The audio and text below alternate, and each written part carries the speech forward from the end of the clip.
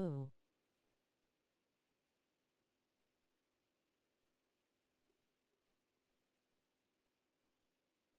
Did 2K crashed?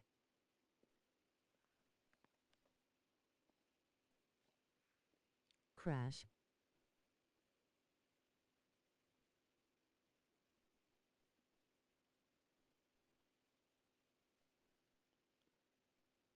No, it's because I live in Orlando and it's hurricane season right now. And anytime the weather gets bad, like it gets really rainy, it just messes with the internet for like pretty much the whole state. And because I know I have good internet because it's pretty expensive internet, but whenever the weather gets bad over here, it just fucks with the internet. All right, I'm gonna get back to grinding,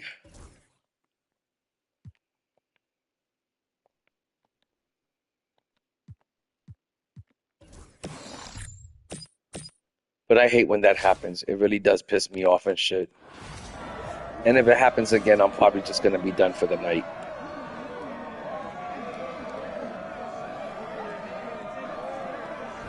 But appreciate you hanging out, JD.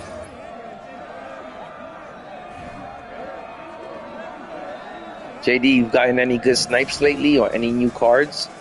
Pull any heat lately?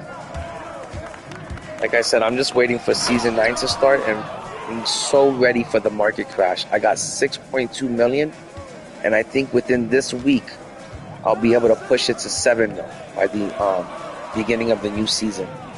So I'm really, really hyped up about the new season and about the potential market crash. And I'm pretty sure it's going to happen. It happens every year. They drop GOAT packs and it crashes the market. So I'm not too worried about it. I just hate not having my GOAT cards.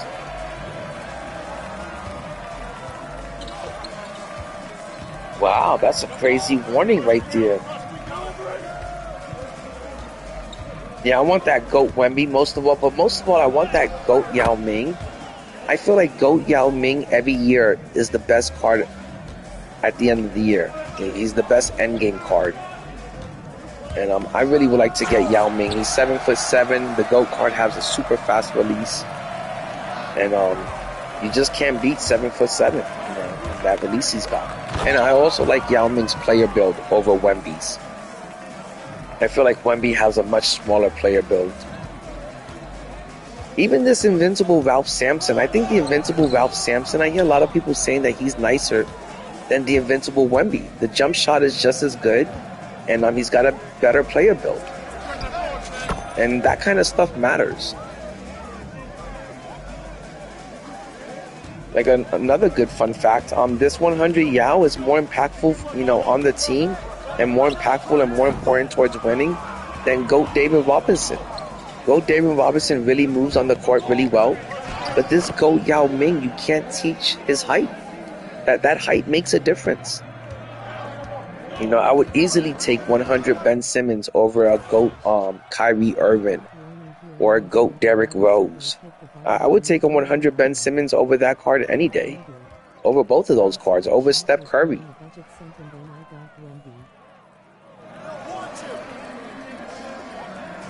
Nice. Yeah. I'd be real happy with any form of Wemby. I would be real happy with the 100 or the GOAT or the Invincible. But the last time I had Wemby was the Galaxy Opal Wemby. And the Galaxy Opal Wemby is his height still makes a difference, but right now at this stage of the game his speed is a little bit slow and his release is a little bit slow.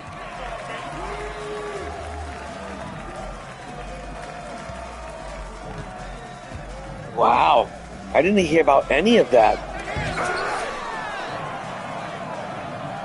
I'm gonna have to see what happened on the news and shit. I really didn't hear anything about that. Most of the time, I'm not a person that really watches the news a lot, so sometimes something could be happening in the world that's really big and really important, and I wouldn't even know it because I really don't watch too much news. I feel like the news is just so negative, and if you watch the news every day, there'll be something every day to be sad about that will put a damper on your day. And I'm just not really big into like watching the news and stuff, but I should be on top of things like that. But I'll definitely look into that story after I get off the game and stuff, because I haven't heard anything about it. But I know it does sound like a sad story. Almost a 9 Earth flight. Wow. That's crazy, JD. I have to look into that. I did not hear anything about that. That's insane. That is pretty bananas. And that's why I always tell people, life is too short, and as much as we love this game and as much as we're like addicted and hooked to the game, sometimes you have to put the game down and go spend some time with your family, your friends, and your loved ones. And go enjoy the summer with your family and friends, because life is so short, you never know when anything like that is going to happen.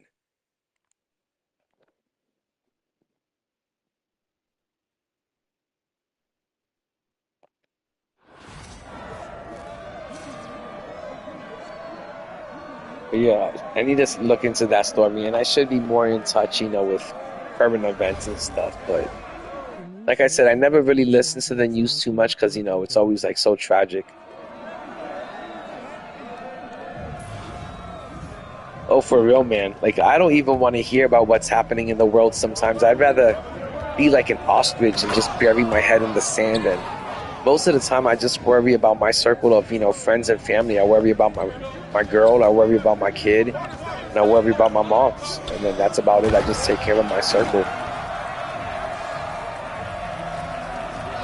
I'm fortunate that I got a few good friends in life. And then, not to sound cheesy, but this year I'm pretty like damn fortunate to have you guys in the chat to hang out with at nighttime, and while I'm over here grinding out the game and stuff. And I really appreciate and enjoy having you guys hang out just for the company, just to have people to talk to while I'm playing this game. Sometimes playing this game by yourself gets pretty lonely and pretty boring, and it's pretty cool to have you guys around. Really do appreciate that. This year, that was one of the things that I really did appreciate that came out of 2K25, was I'm getting to know so many people from the chat.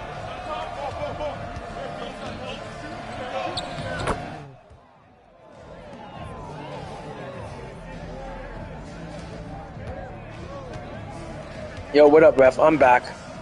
My internet crashed out because the weather's so bad over here. But I think I got like 20 more games to win, and then I'll have Invincible Klay Thompson.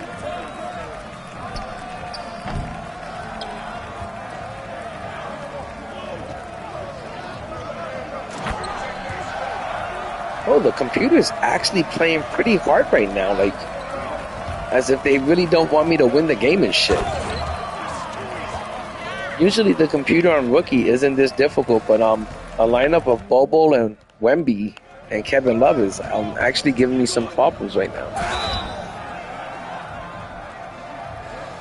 But I'll see you around, JD. Just gonna be over here grinding out the game like always. That's why I say I'm NBA2k all day, every day, in the house and the place to be, because I'm always in the house grinding out this game. Sometimes I think I love this game a little too much.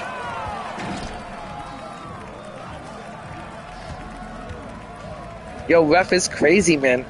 Sometimes I'll run into people from Australia that are watching my stream, from the Philippines. One time I ran into this kid that was either China or from Japan, and I had asked him, like, how did he find out about me? And he said he was in a Decentric stream, and he saw me in Decentric stream, and that's how he found out about me, because I was always in that stream. And I was like, wow, I can't believe how many people from like, different parts of the world are actually, watching and stuff. I think it's pretty cool getting to know people from the community, that not only they're a part of the community, but they're from all around the world and shit. It kind of blows my mind sometimes. But I try my best, ref. I do try my best, to be there for the world.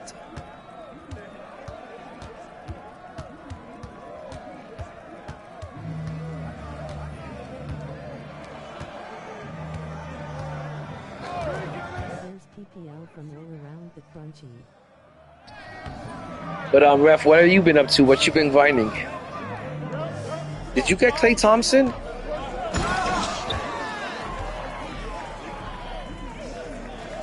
Ref, I'm telling you, one day I really want to see what your lineup is looking like what your team is actually looking like.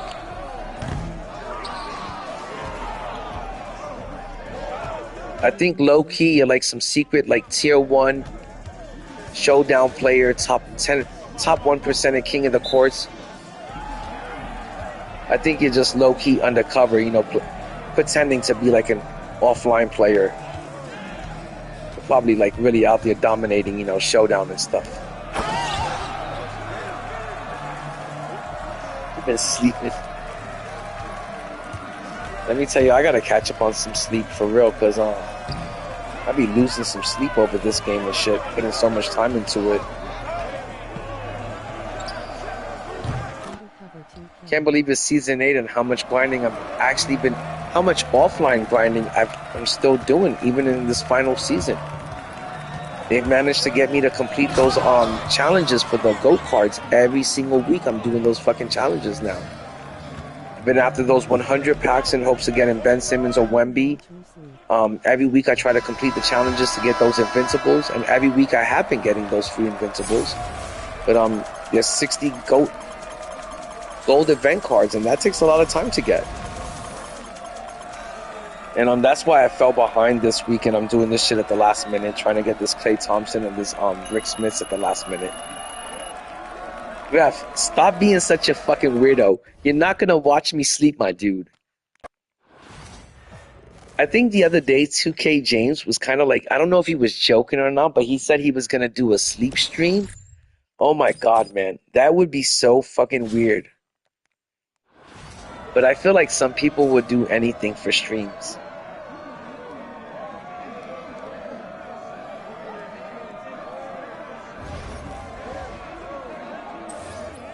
But I won't be doing a sleep stream anytime soon. That's for sure. Also, I will not be eating anything while I'm streaming. That is also gross. I cannot stand watching people eat while they're streaming. It just grosses me out. It irks me out. Now, I can understand if you're trying out like a new piece of chocolate or like a new candy or some kind of snack or something small. But to watch like a person eat like a full like meal, like a lunch or a dinner, I can't do it.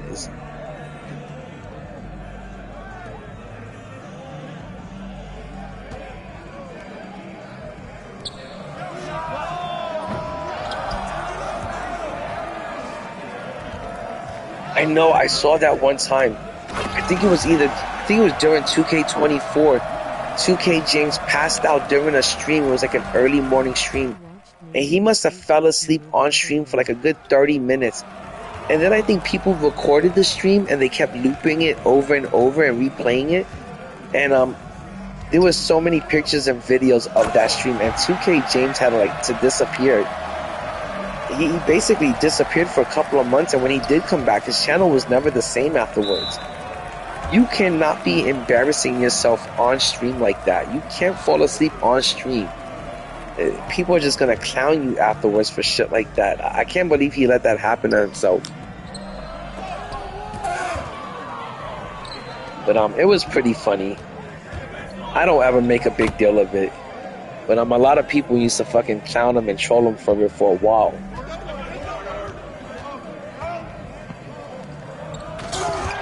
No, and Ref, I'm so glad you said it. I cannot sit there and watch. I love mainstream 2K. I love it when he plays 2K. I love when he's talking about 2K. I love it when he's ripping packs. I cannot sit there and watch grown-ass men, anyone, sit there and eating food on stream. That just grosses me the fuck out. It irks me out. Watching their mouth, you know, open and shut, you know, with all that food in it as they're trying to talk on stream. Oh my god, it's disgusting. Absolutely disgusting. I can't do it. And I love mainstream 2K. I love his fucking things, but I just can't watch another human being eat on stream. I don't mind if he's trying out like some sort of chocolate or potato chips or like a frosty drink or some candy. But to eat a whole like breakfast or like lunch or dinner, like a meal on stream is, oh my god, I can't watch it. Maybe if he was playing 2K at the same time, I could tolerate it a little bit more. But just sitting there doing a food review, I can't watch another person eat.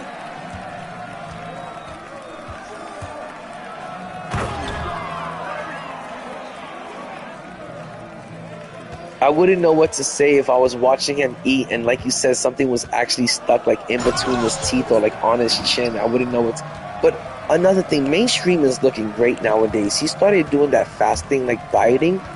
That man has completely transformed himself. He looks like a completely different person now, and he's lost a ton of weight. Like, he looks like half the man he used to be. And it was all through fasting. And I always tell people that fasting is great to do. I kind of do some fasting like almost every day, some sort of fasting. But like I really don't eat like a big breakfast or like even a big lunch. Like I always wait until like the nighttime to like really pig out and like really eat for the day. Throughout the day I just kind of pretty much eat like a light lunch and that's about it. But he really took fasting to the next level, and he really lost a lot of weight, and he looks great.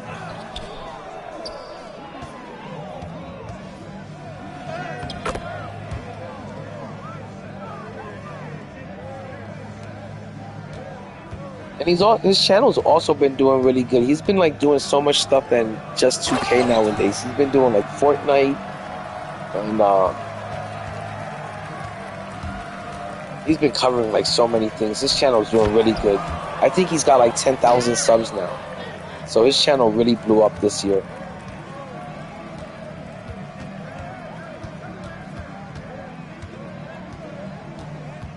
But yeah, I think I got like about 18 games left to do, and then I'll have that Klay Thompson. I can't believe I'm doing this much grinding in Season 8, 30 days before 2K26 comes out.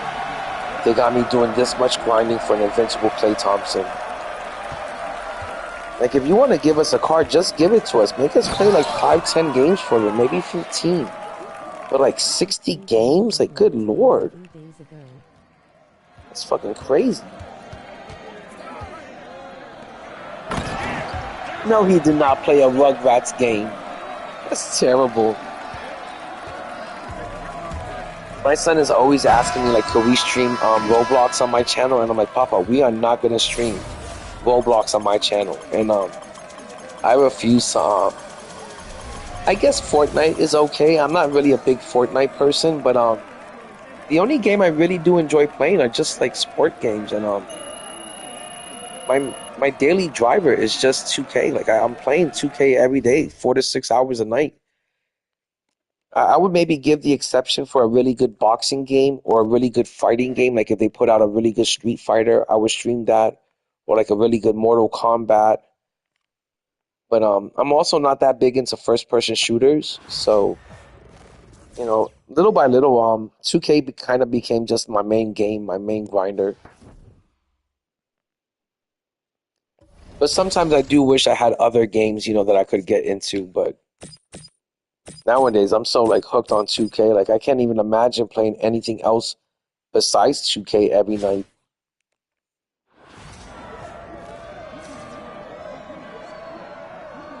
And I want to say that started in 2K like 23, and then by 2K24 it was like a full-blown addiction. Like I was completely obsessed with 2K and MyTeam. And ever since 2K24, this has really been the only game that I really do like to play and really enjoy playing. And like I said, I thought I was so tired of grinding out challenges, and then like once I got to 120 wins in Showdown, I realized how much I missed grinding it out against the computer, and how much I missed completing challenges. So like I really don't even mind doing this right now. It's not even like boring to me and shit anymore. I completely gotten used to completing challenges against the computer.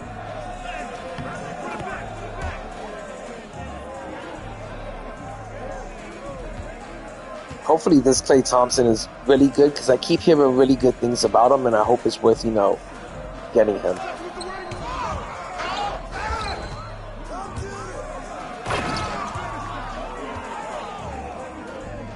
But these games only take like 2 to 3 minutes to get, so it's not too bad.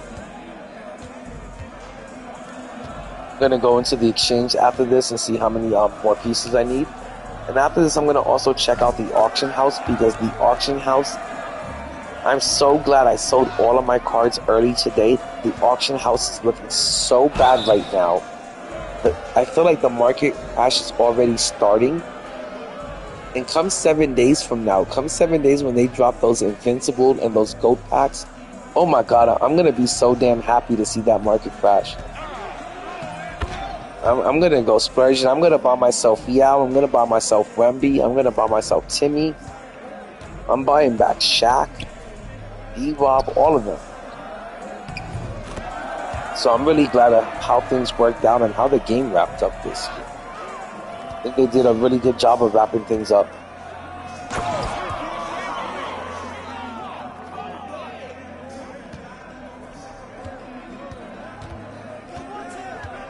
And I really can't wait to see what 2K26 has in store. I'm just not excited about using amethyst and diamond cards and pink diamonds. It's so difficult to go from the GOATs back to those type of cards and starting all over and having to deal with the community. Like, everyone's going to be complaining next year, like they do every year, about how bad the game sucks and how difficult the shooting is. And I just know that next year there's going to be so much negativity towards the game and so much complaining, and I just don't want to hear it next year. The game always turns out to be really good towards the end, especially once it gets to like season 4. From season 4 till season 8, 9, the game is always fire. It's just that, the game always gets off to a bumpy start in seasons 1, 2, and 3. And I'm sure it's going to be like that next year, just the way it was this year, just the way it was in 2K24. And this year, I'm just going to, instead of complaining about it, just make the best of it. Just wait until the game gets better. Wait until the good cards come out. But I'm not really looking too forward to it. I love me my GOAT cards. And next year, if they're going to drop those MyTeam GOATs, oh my gosh. This year, I was just ready for the regular GOAT cards. I didn't know that they were going to be doing some MyTeam GOATs. Next year, oh my god, I hope they drop these MyTeam GOATs. I'm going to be so ready for them.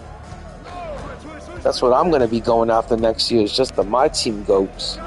Get them cheesy players.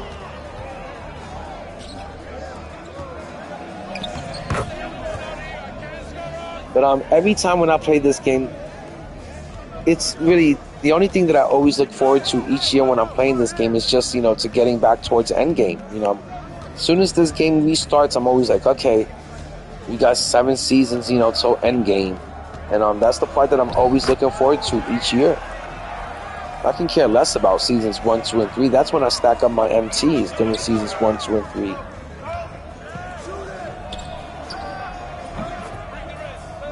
And that's what the theme of my channel is going to be about next year. How we can play this game responsibly and smart.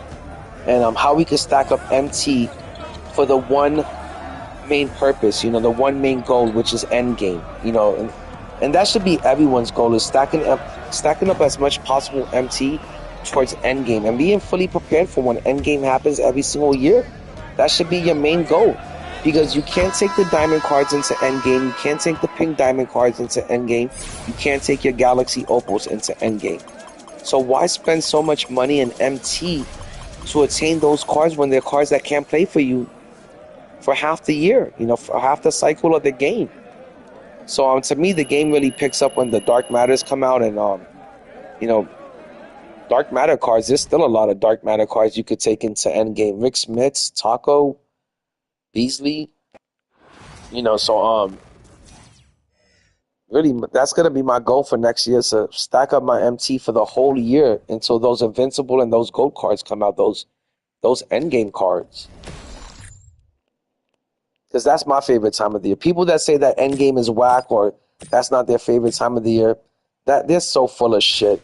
That's all bullshit. It's because you either don't have any loot to rip packs, you did a really bad job at stacking up your MT, and you don't have any Invincibles or any GOAT cards. That's the only reason why you wouldn't like Endgame. Besides that, Endgame is the best part of the fucking game. It's the best part of the year. It's the part of the year where the game is playing so well and the cards are acting like the way they should be acting, you know, and everything is running so smooth. I wish the game could start off like this. I'm sure people would pay for the game to start off like this. Last year, everyone was so happy just to start the game off with pink diamonds. Imagine if we can just start the game off with end game cards from the very beginning.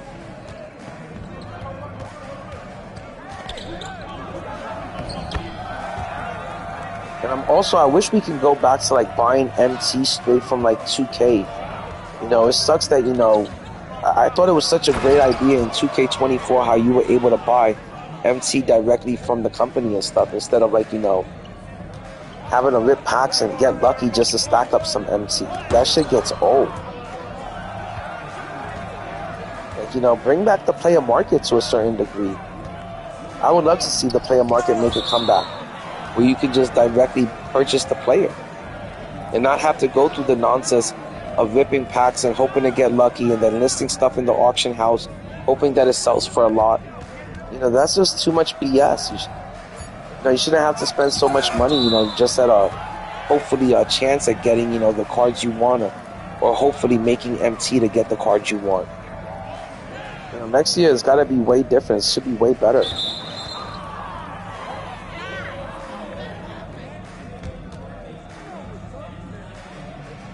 But that's going to be my goal for next year, is just to stack up MT responsibly and do it the smart way. And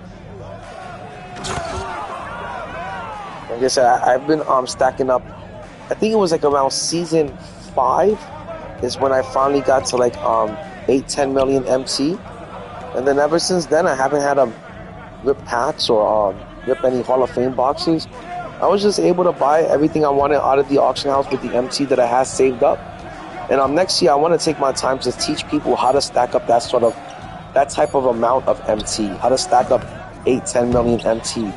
Because once you stack up that kind of MT in this game, it gives you such a financial freedom from having to rip packs and having to constantly be worried about stacking up MT. It gives you the ability and the freedom to try new cards in and out of the auction house. It gives you the freedom to be able to snipe cards and take a chance at sniping and flipping cards and making MT that way. So next year I want to be able to teach people how to like stack up 8-10 million MT the way I did this year and show them how to play the game the smart, responsible way. You know, not have to fucking blow your bank account just to run with good cards. But that's my goal for 2K26. And I still like I said, this year I was able to end up with a full team of GOATs, and I was able to do that also for 2K24. And there's just ways about it that you can go about it without having to break the bank. Shouldn't have to make 6 figures to play this game or mortgage your house to play a basketball game just to form the best team and shit.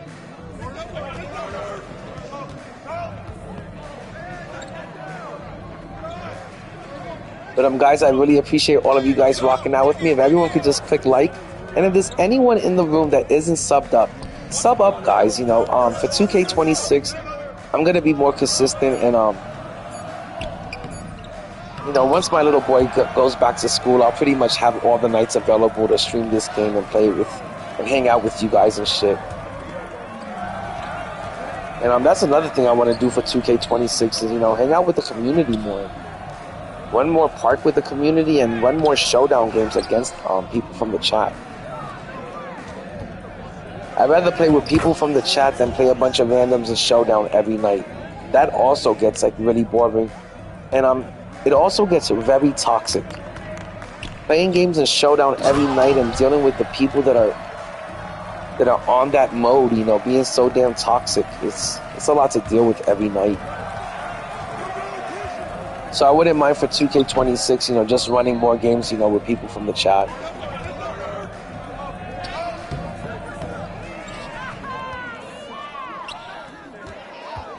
And I'm doing a lot more grinding. Next year, I want to make sure that I complete every single challenge for the year and that I get every single free pack available from this game. And I want to see what will it lead to. If I complete every single challenge throughout the year and get every single damn free pack, is that going to lead to something good, like, eventually? Because this year, I've done so much grinding, and I've completed so many challenges for, like, free packs and free boxes, and, I can't say I've gotten anything, like, too good or anything worth remembering. I think the 4 best cards I got this year for free. I got 100 King James for free. I got 100 Giannis, 100 Yao, and 100 Russell Westbrook for free. From like either 100 packs from the event or get into like 120 wins in showdown. But those have been the 4 best cards that I've gotten. I haven't gotten any free Invincibles or any free Go cards this year, that's for sure. I want to say my pack luck this year was the worst I've ever seen it. And I try to rip packs like every day and, you know, just in hopes of getting something, and it never happens. Now, 2K24, I had the best pack luck ever. I was a pack demigod. But this year just wasn't happening.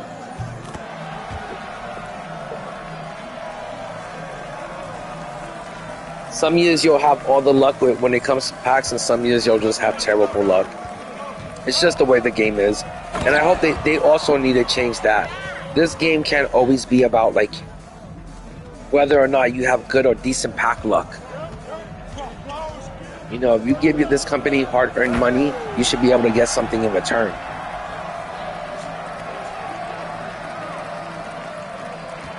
If I go to Target and I give Target, you know, my hard-earned money, I get exactly, you know, what I'm paying for. You know, this company sells you on fucking a chance and hope. It's fucking ridiculous.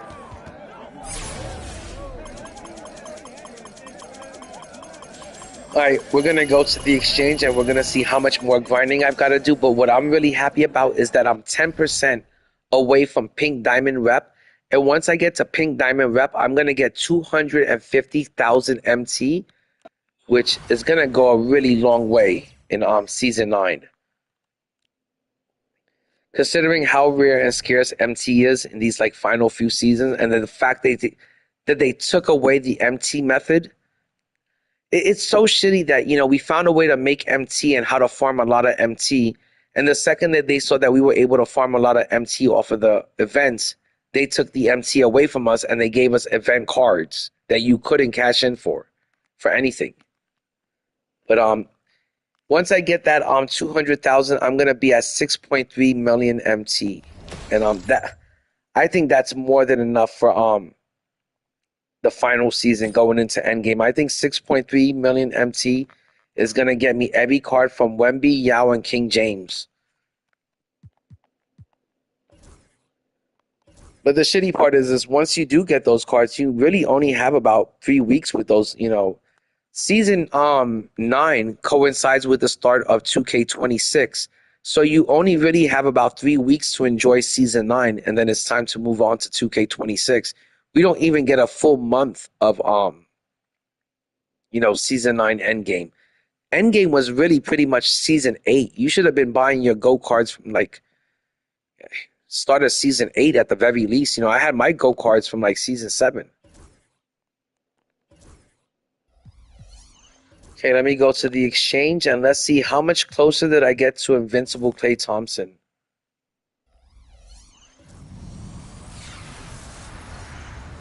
Okay, I need 15 more pieces for Klay Thompson, which is no, I need 16 more pieces.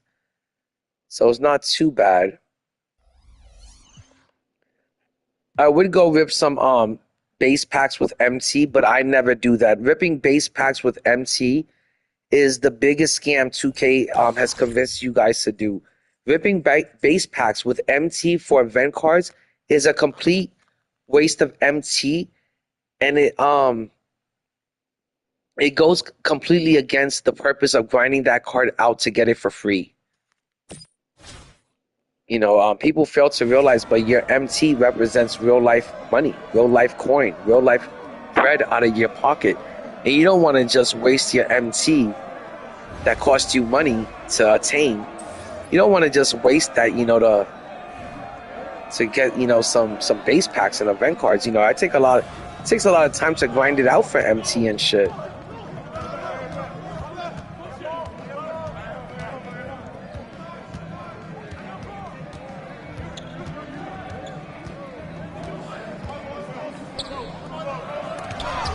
Oh my God, did you see that block on Yao?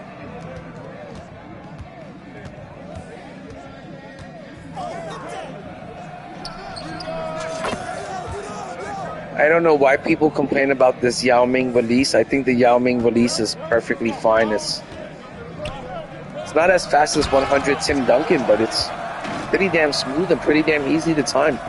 I'm happy with 100 Yao Ming. I got that card about 2 months ago, and I've been running it ever since. And I got it from the free locker code. So this was a home run when I got this card. This card must have saved me about, I was almost going to buy this card at one point for like 4 million MT. I'm so glad I never wasted that much MT to get him. Because now he's only like 1 million MT.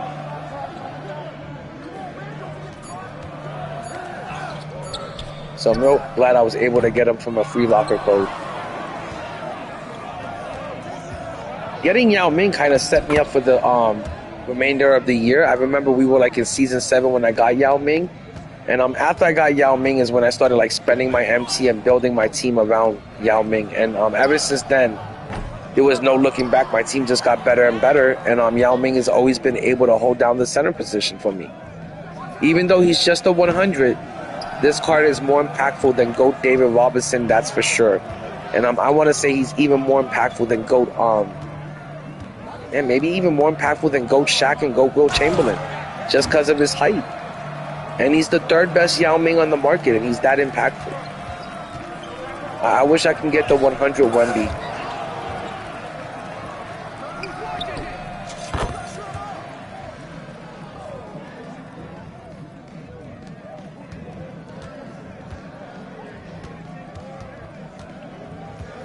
Let me tell you guys, they say these games only take like 2 to 3 minutes to do, but it's like the longest 2 to 3 minutes of your life.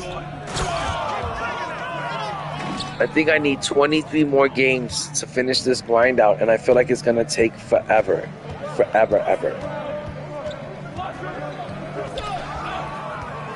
Alright, let me shoot some threes with Samson. Try to hurry this game up.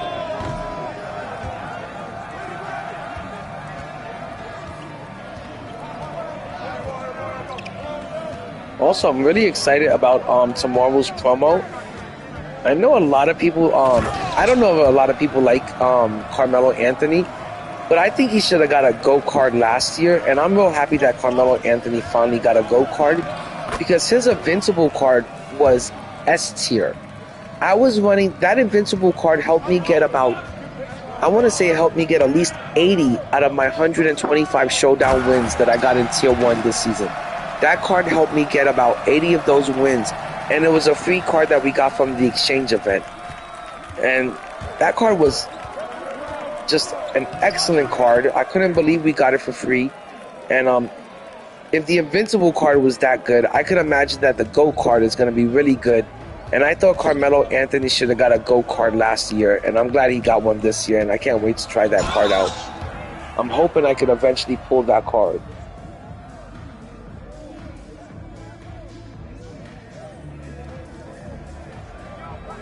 But I want to say that almost every card that's coming out tomorrow I think looks pretty good. If you can't get GOAT Wemby or GOAT Yao, a good substitution for me would be if I can get GOAT Porzingis.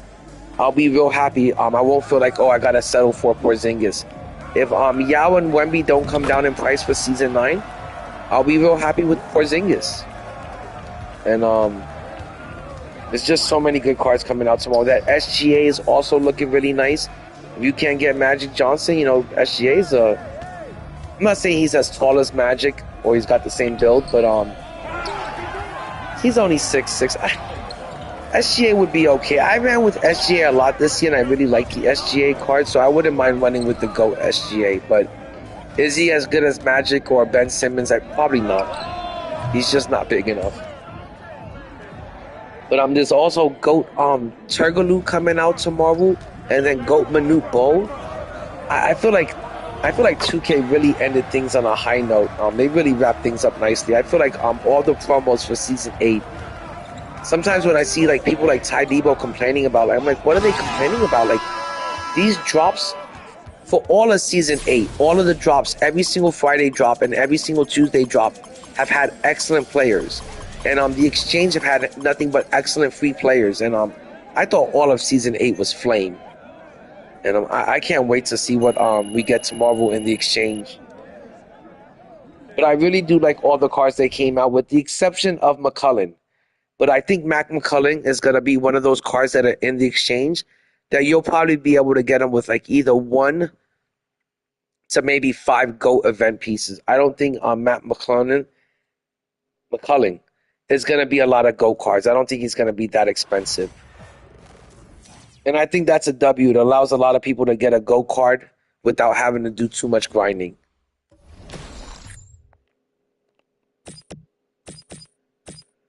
Okay, I'm just going to continue grinding out this breakout board until I get enough pieces for that Klay Thompson.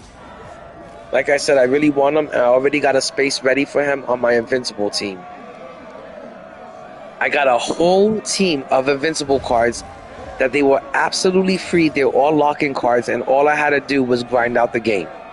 I got everyone from Ralph Sampson to the free Rudy Gay and all the other cards they gave us in the Exchange this season. And I want to give 2K their flowers when it comes to that. They gave us some great stuff this season. To me, it was the best season yet. This and Season 6 was also a really good season.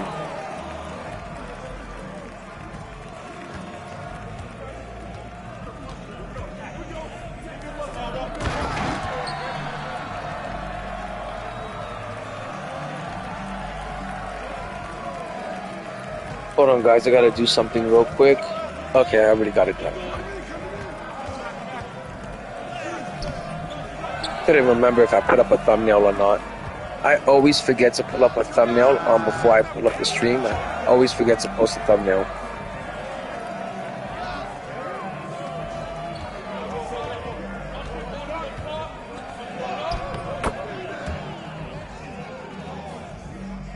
My girl just woke up. She's getting ready for work.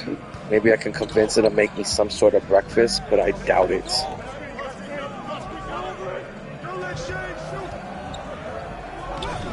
I don't think she's going to be in the mood to be making any sort of breakfast this time of the morning.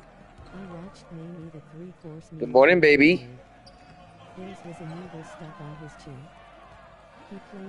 Did you sleep good? I'm hoping you slept good.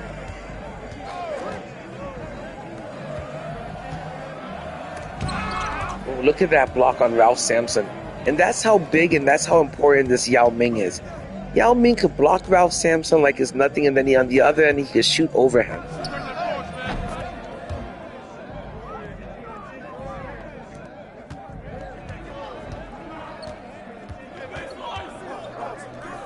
I really hope that for endgame I'm able to get that 100 Wemby. I would love to get the 100 Wemby. Get him up with this. Could you imagine that you're playing a game of Showdown against your opponent and his starting lineup is nothing but GOATs, and then coming off the bench he's got 100 Yao and 100 Wemby? You'd fucking quit the game right there and shit. You won't even finish that game out. And then coming out of my reserves I got like Ralph Sampson and shit. I feel like at this stage of the game, from the 3 spot all the way to the 5 spot, you can only run 7-footers. You can't run anyone smaller than a 7-footer from the 3 spot all the way to the 5 spot. Your centers nowadays have to be 7'5" and up. If your center is only like 7 foot tall, it doesn't even feel like you're running a real center.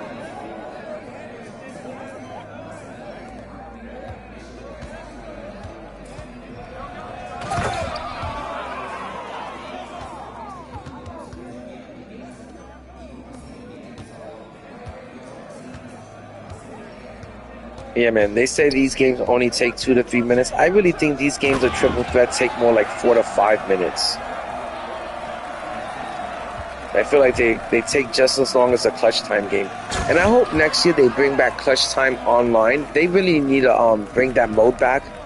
Because people were complaining about that all year. A lot of people still miss that mode to this day. And I feel like they need to bring it back. You know, there's times before you go to work or before you go to sleep, you want to get a game of 5v5 in, but you don't want to play a full game of Showdown or a full game of Salary Cap. You could just pop in a game of Clutch Time, you know, play like a couple of quick 5-minute games.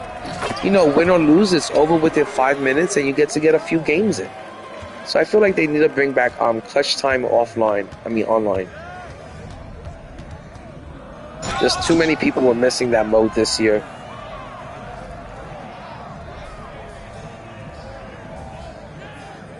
I think the reason why they took that mode away is just because the games were only like 4 to 5 minutes, and you know they would have to give you prizes for competing online, and they don't want you to be able to win any sort of prizes in 4 to 5 minutes. So they kind of took that mode away. That's the reason why I think they took it away.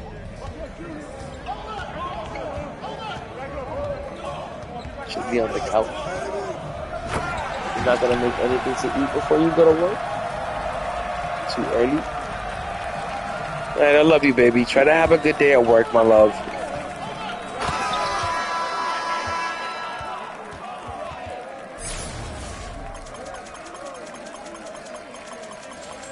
Nowadays, my girl has to go to work. Like, she used to go to work. She used to wake up at 6:30, and she used to have to be in at work by 7:30. But now she actually has to wake up like around 5. She has to leave the house by 5:45 to get in there by 6:30. And I feel so bad when she wakes up and like I'm just getting home from work around 1:30, and I feel bad when she wakes up and she sees me on this game constantly playing it throughout the night, and you know, and I'm just now ready to like wrap up my night and go to sleep, and meanwhile she has to get ready and go to work.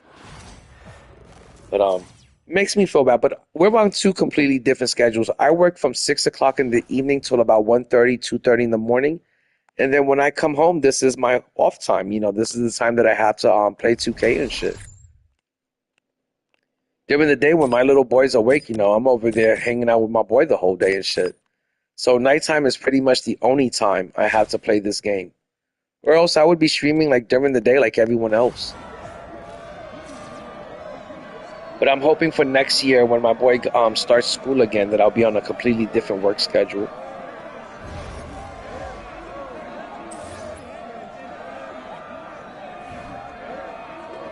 God, man, I think I still have like I gotta check how many games I have of this left. I can't imagine grinding out like I think the grind for Ben Simmons was like 900 games versus the computer. I don't know how the fuck anybody can grind out this many games against the computer. I've only got to grind out like 30 games for this free Klay Thompson, and I already feel the struggle. I already feel like how much of how torturous this is. Like I'm just like so bored right now playing against the computer. It's like putting me to sleep. That's why anytime I have to complete any sort of like major challenges, like anytime there's some sort of major grind that I need at least a bag of weed to get through it. To make this game fun, playing against the computer is not fun sometimes, but to make it fun, I need to smoke a bag. And after this, I might have to take a little bit of a smoke break.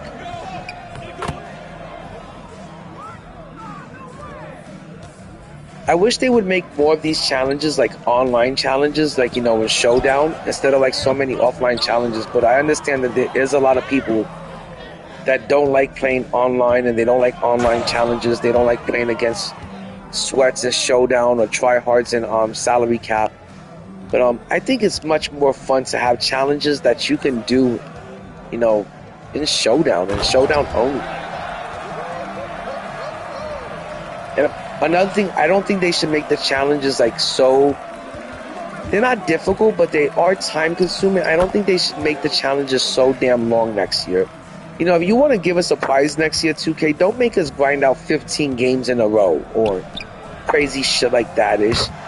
It should be much easier to get some of these prizes and rewards from this company. I shouldn't have to grind out 120 Showdown wins, and then like afterwards when I get my prizes, I got nothing to show from it. You know, last night I opened up 2 free boxes. One of them was a 20-pack box from it was a Season 7 Super Pack box, and the other one was a Deluxe 10-pack box. And then I got like 2 100 option packs. It didn't turn out to be anything good. None of it was anything good. but I had to grind 120 games for it. You know, if you're going to give us shitty prizes next year, 2K, you shouldn't have us, you know, grinding 120 games for those shit prizes. You know, if you want to give us something good, you know, give it to us. But if not, don't make us grind out so many games. You know, I can understand grinding out 10, 15, maybe even 20 games, but 60 games for an Invincible Klay Thompson? Like, good lord, like, that's a bit much. You know, make the game more fun and, like, make the players more accessible, especially the stuff that you gotta grind for. You know, it shouldn't be like pulling teeth, you know, to get, you know, free players from you in Season 8.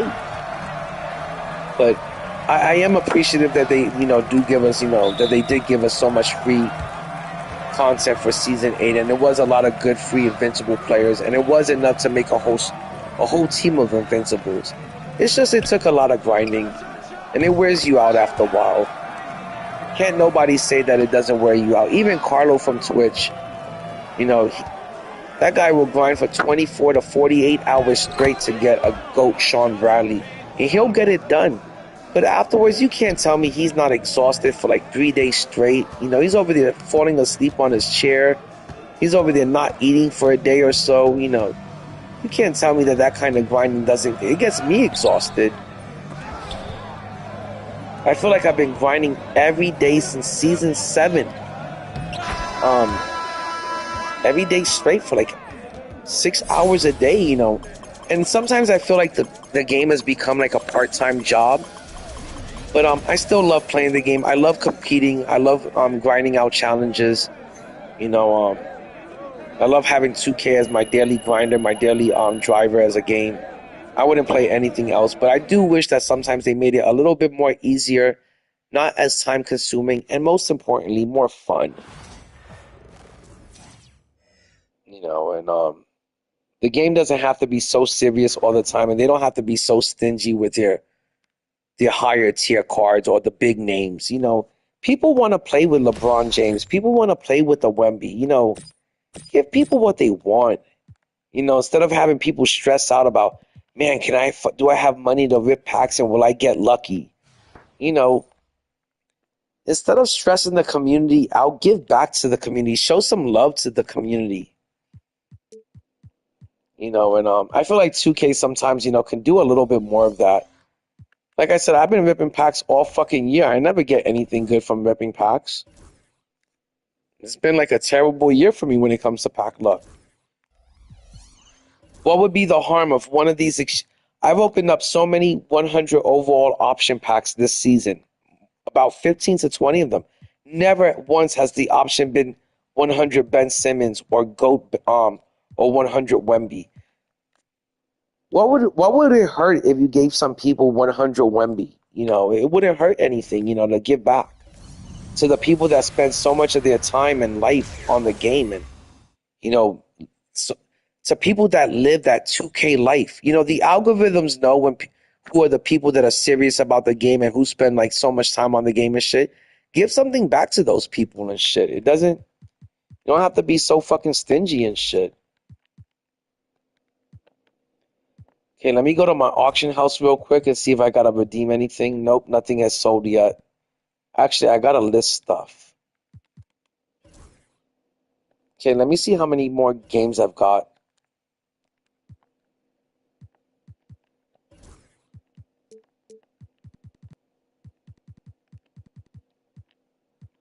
Okay, not too bad. I'm down to like the final 13 games. So 13 more games of triple threat on the breakout board.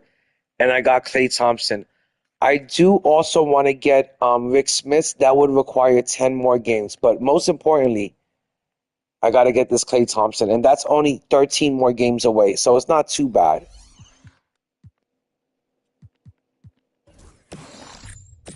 And hopefully something good will pop up on the breakout board. I've heard people say that they've gotten GO cards on the breakout board, or they've gotten Invincible cards on the breakout board. I've never even seen a 100 pop up on my breakout board, much less an Invincible or a GOAT. Shit, I've never even seen a Dark Matter card pop up on my breakout board. I think the best I've ever got from the breakout board was maybe a pink diamond or an opal. I think one time I got, maybe it was opal. I want to say maybe opal, like Zach LaVine popped up on my breakout board, but he was also available through the park, like around the same time.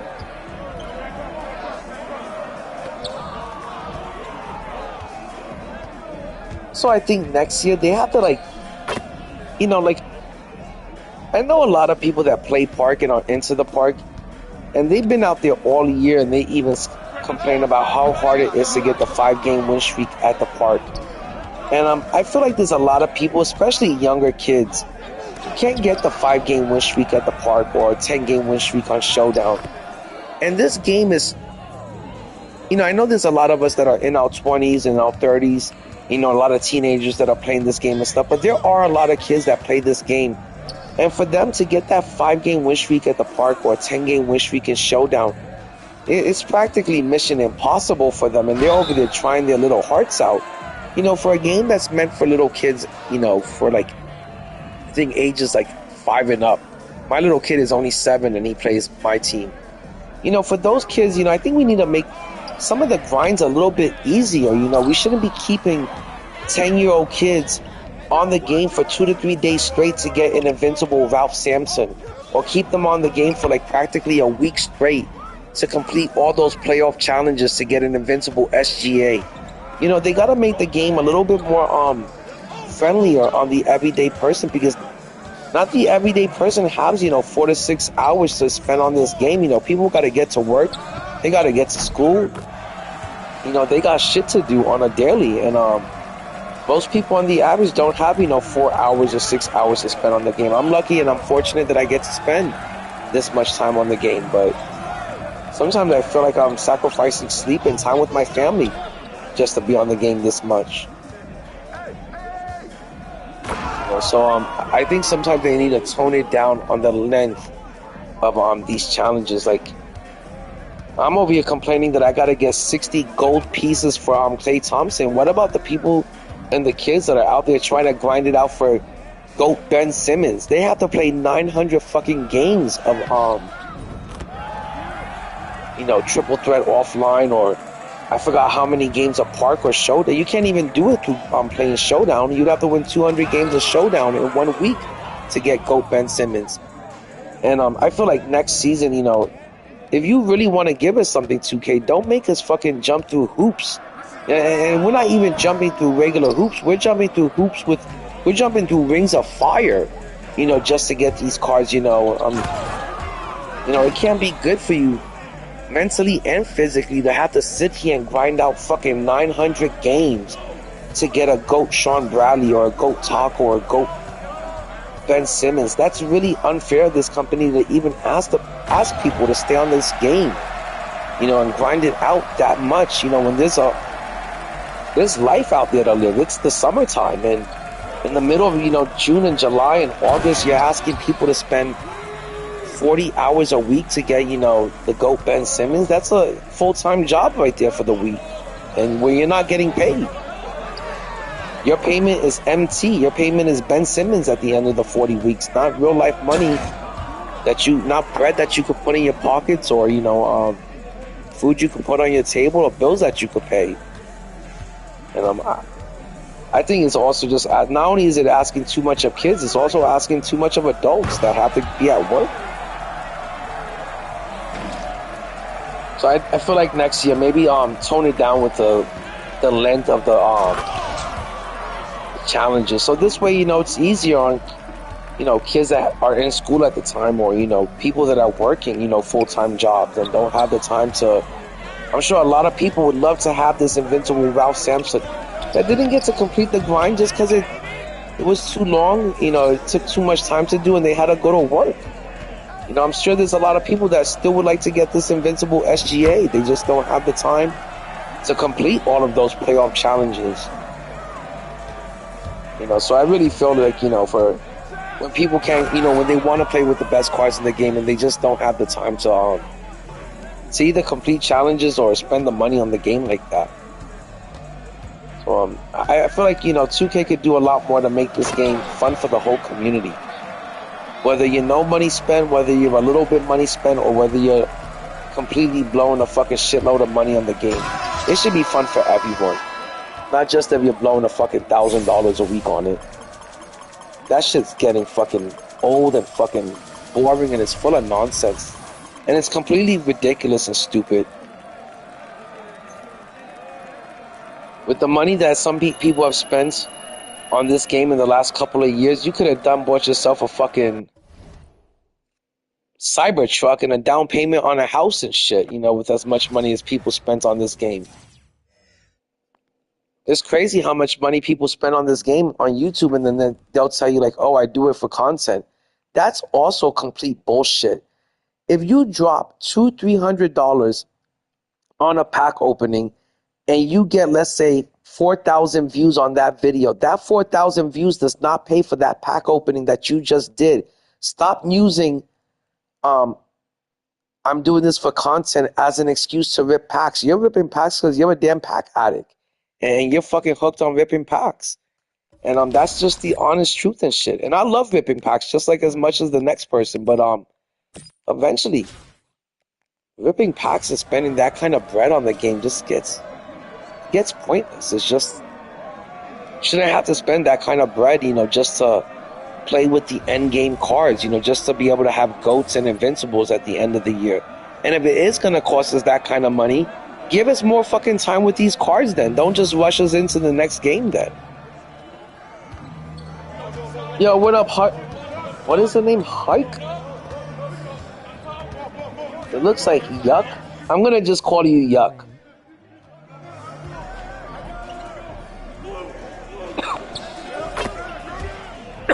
Ref, what are you spending bread on? Are you ripping packs right now? Don't tell me you're ripping a Hall of Fame box in Season 8.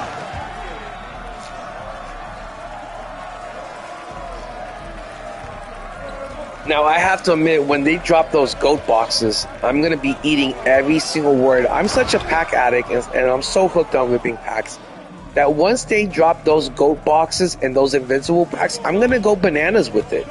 I'm probably going to rip a box every fucking day until I complete the GOAT collection. Because that's just the type of person I am. And once I get like obsessed with something, I just got to see that obsession all the way through the end. And I know when those GOAT boxes drop, I'm going to want to have every GOAT. I'm going to want GOAT Giannis. I'm going to want GOAT KD. And I'm going to want to be able to have a lineup that, you know, I can go into my collection and change it up whenever I want. And I'm really going to want to enjoy the game before 2K26 starts us all over again with Amethyst and Diamond and Pink Diamonds. I'm just not looking forward to that. And I am going to want to enjoy this game to the very end. And I can't wait for Season 9. We're a week away, and it feels like it's a month away. It just feels like this whole week is going to be a drag.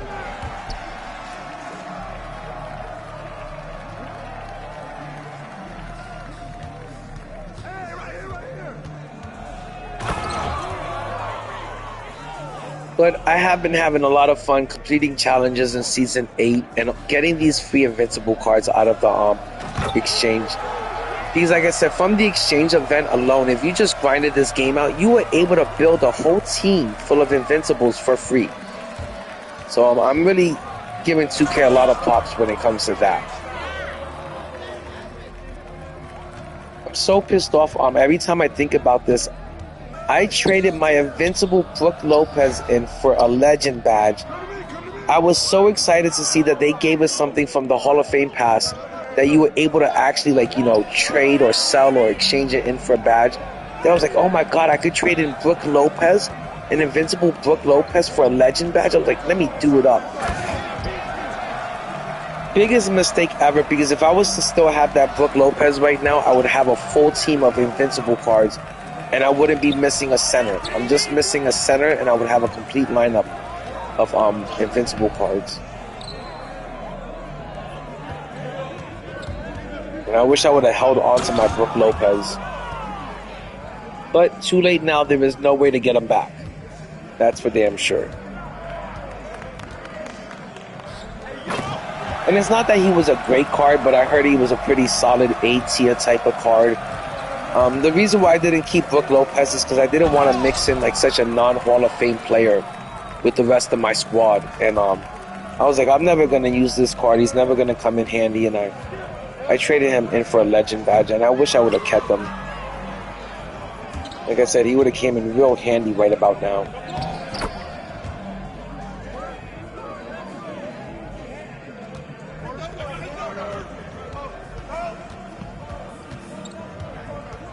And I'm going to have to make myself something to eat in a little bit because I am fucking starving.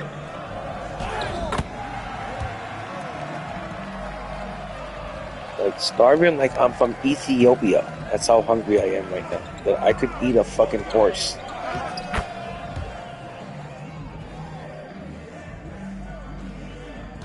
My girl did not want to make any breakfast today. She was not in the mood for it.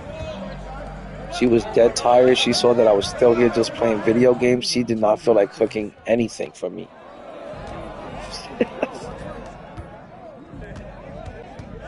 That is a pretty crazy saying. Like, imagine someone just like being so hungry that they could eat an actual fucking horse. You would have to be like hungry on a different level, like zombie type of hungry, you know, for you to eat a fucking horse. Like, who could do that? I want to know what is the origins of that saying that I'm so hungry I could eat a horse. Or maybe the saying is I'm so hungry I could eat a cow. I'm not really sure how the saying goes, but either way, I would like to know the origins of that saying. Fuck yeah, he wouldn't. He would eat it on stream. Like a fucking zombie and shit.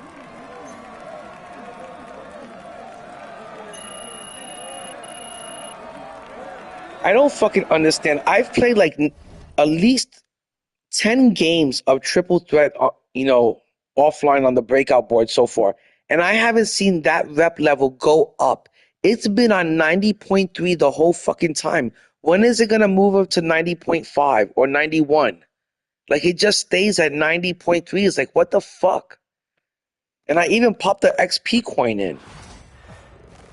I don't get, like, what do I have to do to make that fucking rep level go up? It's fucking ridiculous.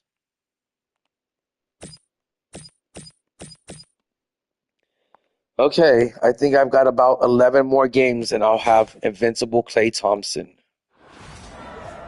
This has been such a fucking grind. To anyone that's doing the grind for Ben Simmons or Taco or George Mirasan, props to you. Props, and there goes the player that I was just talking about that I miss having now. It's like 2K did that just to rub that in my face just now. They heard me talking about it, they were like, let's rub it in his face. But anyone that's completing any sort of those crazy grinds where you gotta play 30 games just to get one GOAT event card, my gosh, man, like props to you, man. I don't know how the fuck you guys are doing this, but to do that kind of grind, it's gonna that's brain rot right there at its highest form. And you're gonna turn into a 2K zombie afterwards.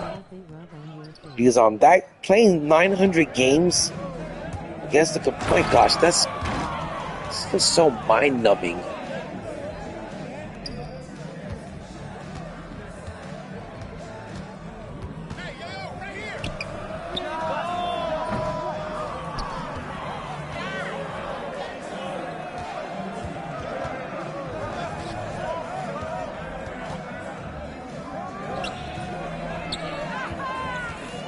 Oh my god, this is when it really gets boring. I feel like I'm in the home stretch, ref.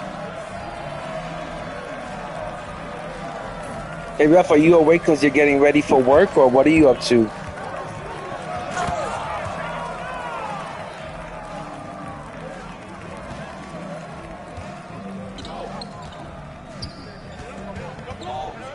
You know, ref, I feel like you're a bit of a mystery when it, you know, comes to, you know, all the people in the chat and stuff. I feel like you're the one that's a little bit of a mystery. You're always trolling the room. You're always in these 2K chats, but I never really hear you talking too much about the game. I can never quite figure out if you're grinding Showdown or if you're grinding out Salary Cap or if you're a park player or do you mainly play against the computer. I'm always trying to figure out what kind of 2K player are you. You know, what's the main mode that you enjoy grinding out the most? Or, you know, what's your squad looking like and shit? I feel like you're always a bit of a mystery that way to everyone.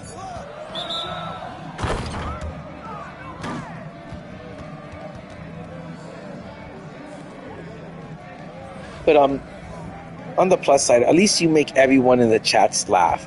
You are very entertaining when it comes to trolling. You're off today?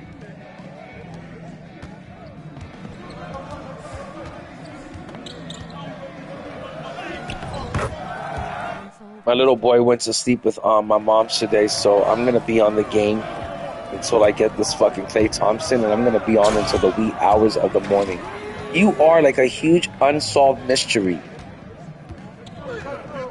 Like UFOs and Bigfoot. Who is Ref? The man of many names.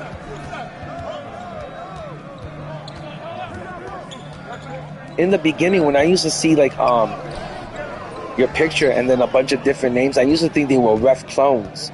And then I was like, oh, he's just changing his name all the time and shit.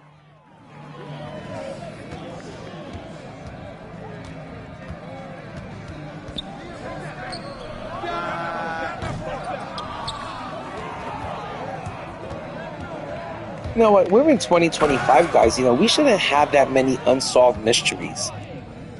Like, by 2020, we're in 2025 now. We should be able to solve mysteries like Bigfoot, aliens. I think those two mysteries, we gotta, you know, wrap it up, you know, put some sort of conclusion with these things. We shouldn't be in 2025 still wondering if these things exist. Too many unsolved mysteries. For 2025. Too many crazy things happen in 2025, from drones over New Jersey or UFOs over New Jersey to fucking huge fucking structures under the pyramid that go miles into the underground and shit. Like, way too many crazy like mysteries and like conspiracy theories this year. Shit that made the news.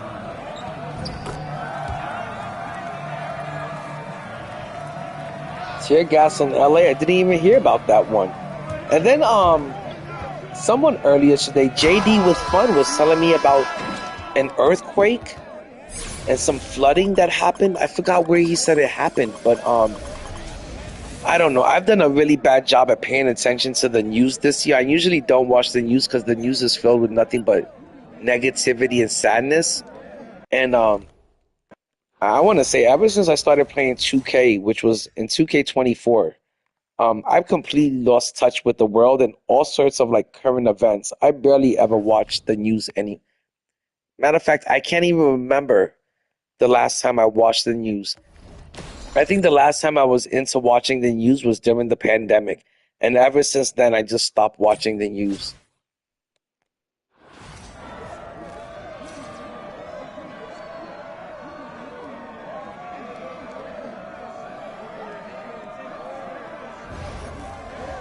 Some woods in New York.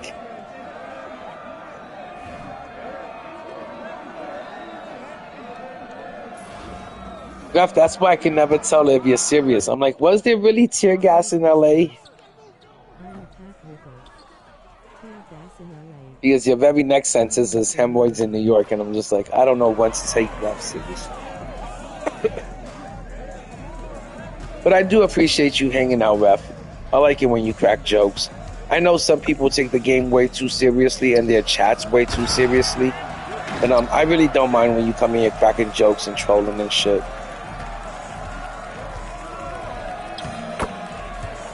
Like I said, I'm still trying to figure you out. Okay, I figured the New York stuff was a joke, Ref.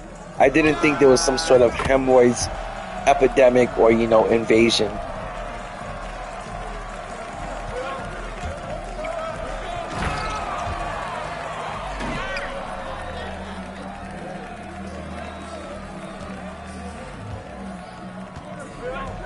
Man, I can't believe for the next week I gotta run without these GOAT cards. But I do have a team full of Invincibles and a team of a lot of good 100s that I'm gonna run.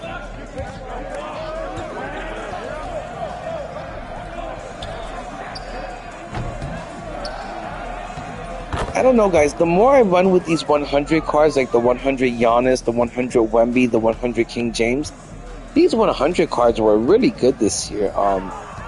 If you can afford to get the GOATs and you can afford to get the Invincibles and you capped off at the 100s, that's not a bad spot to be in if you got a full lineup of 100s or you got a full lineup of maybe some 100s and some Dark Matters. That's not necessarily the worst spot to be in. Most of these 100s are pretty damn good.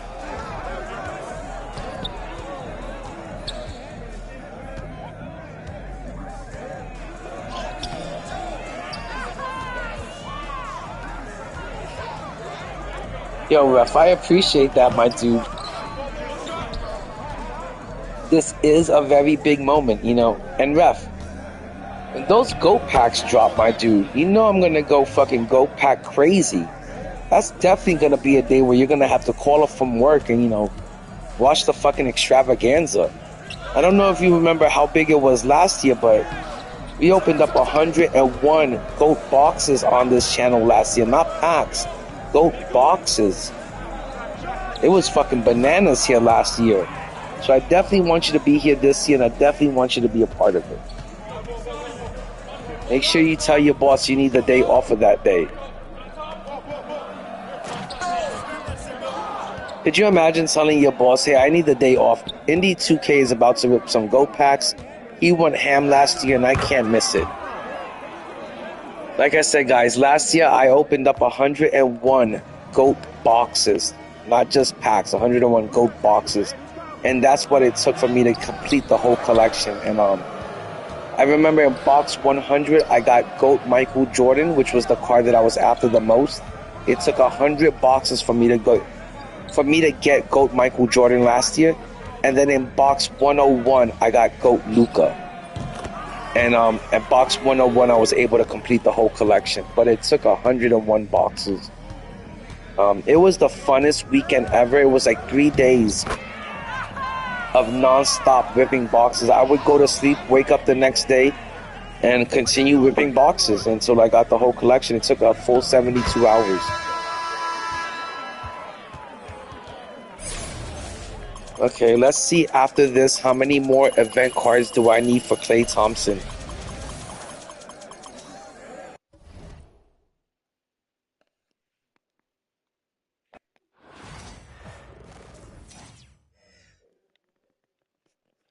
Hey guys, I'll be back real quick. My little boy's coughing up a storm and he's been sick the last couple of days, so I'm just gonna go check up on him and I'll be back real quick.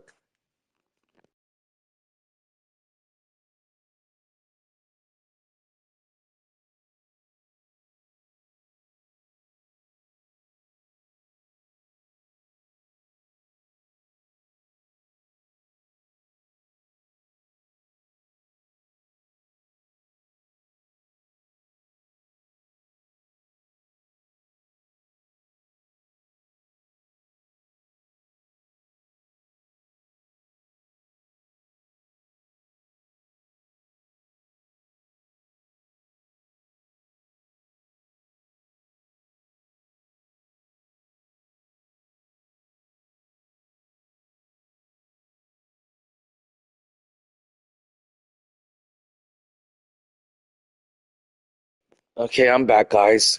My little boy has been suffering from like a real stuffy nose, and I guess he woke up from it. But I'm about to give him some Benadryl, and hopefully that clears up his stuffy nose and he can fall back asleep. Right now, my mom is with him. I told my boy, hey, I am on the grind for Invincible Klay. No, I'm just joking.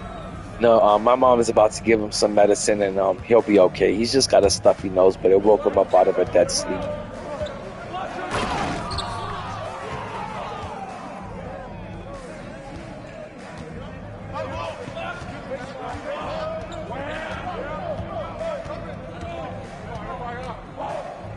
My boy's got really bad allergies sometimes, and sometimes the weather, especially now that we're in hurricane season, kind of messes with his allergies and always leads to him catching a little cold, like towards the end of the summer.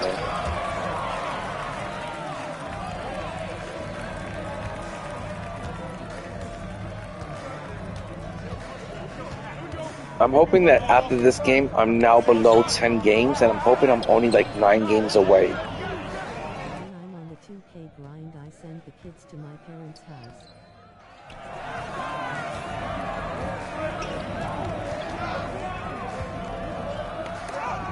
Oh my gosh, could you imagine that?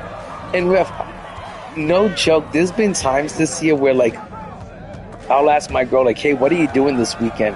And she'll be like, "Oh, I don't got anything planned." I'm like, "Good. You and the kid can go to your mom's house, and I want to have the house to myself so I can just grind this game out and be on it for like 2 days straight." And my girl gets so pissed off when I tell her shit like that. But there are times where like I do want to have the house to myself for like at least a weekend and like just do nothing but just grind out the game for a whole weekend. Sometimes I kind of envy like people like Carlo and Decentric who get to spend 6-8 hours a day on this game and grind out the game and have so much fun on it and get paid for it at the same time. And sometimes I wish I had that much time for the game, but like I always tell people, family first. Guys, I'll be back. I gotta check up on my boy again.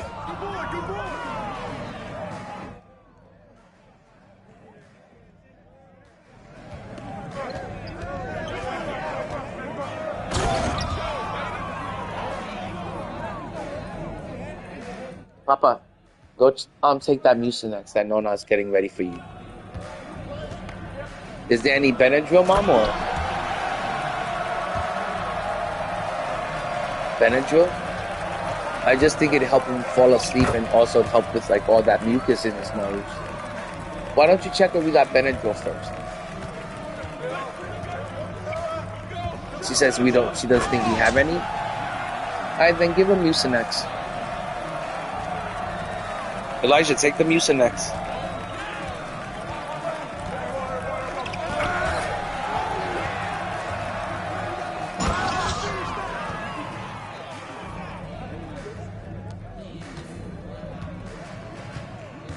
Hey, what's good, Keon? Nothing much, Keon. My little boy just woke up. He's had a really bad stuffy nose the last couple of days and a little bit of a bad sore throat and like maybe a little bit of a stomach ache. I think he's got a virus and he just woke up coughing up a storm and trying to give him some medicine real quick so he can fall back asleep.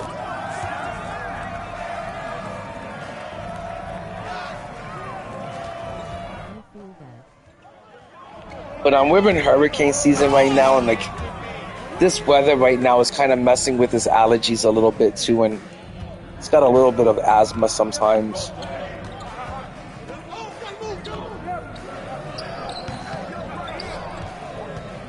It's funny because in my house we're all like a little bit of night owls, so like it feels like no one ever goes to sleep in this house. All right, Papa, try to fall asleep and let me know if all this talking bothers you guys. I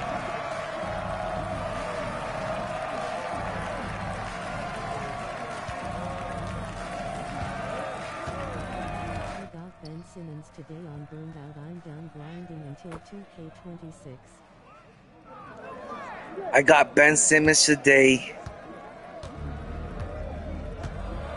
Oh, Keon, man. I don't know if I told you, but like I got to 125 tier 1 showdown wins.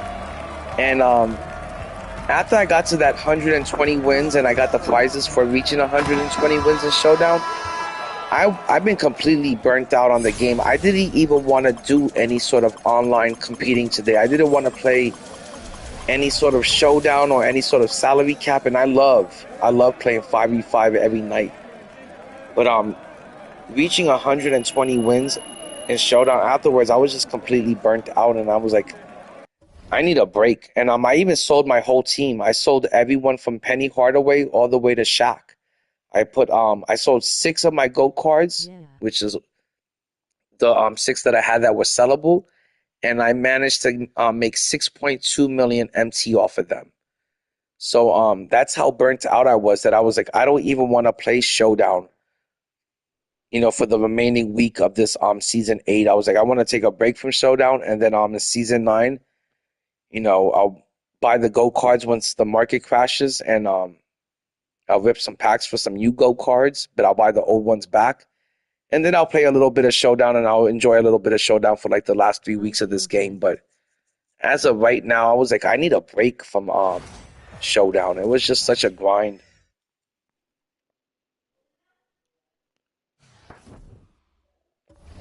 I don't know how some people get to 200 Showdown wins, but that's a lot. And I know we have 7 days left in the season, and I could win 10 games a night. But 10 games a night is Showdown. Trying to win 10 games a night is Showdown. That's a lot of stress and a lot of sweating. And that's too much of a grind.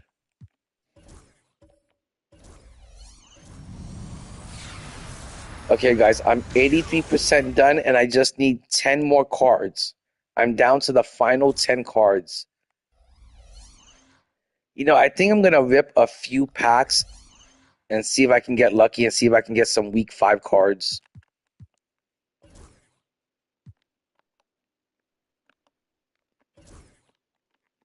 Oh my gosh. Oh, the stream froze up.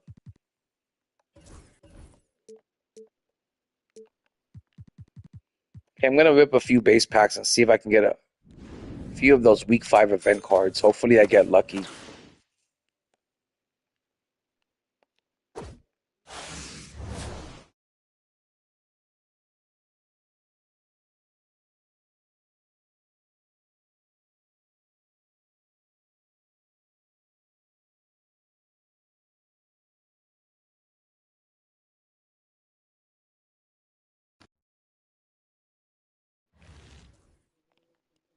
Sorry, my controller died for a second.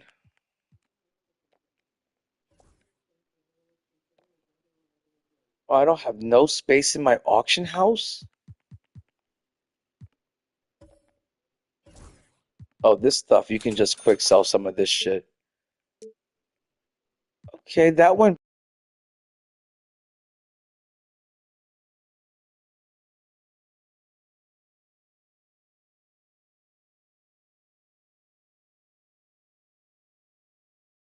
Congratulations to Keon and his whole family on Big Ben.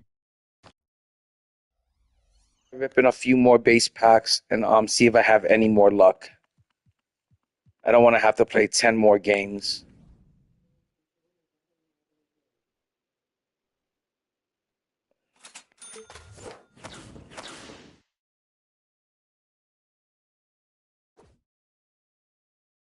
I just ripped one.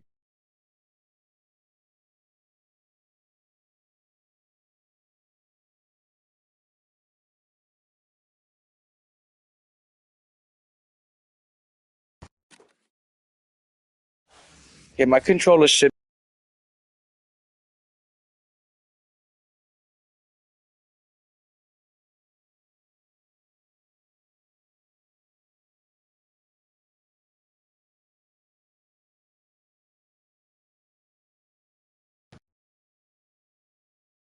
Okay, hold on.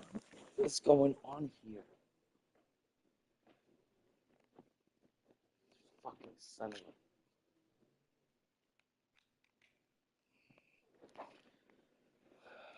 Okay.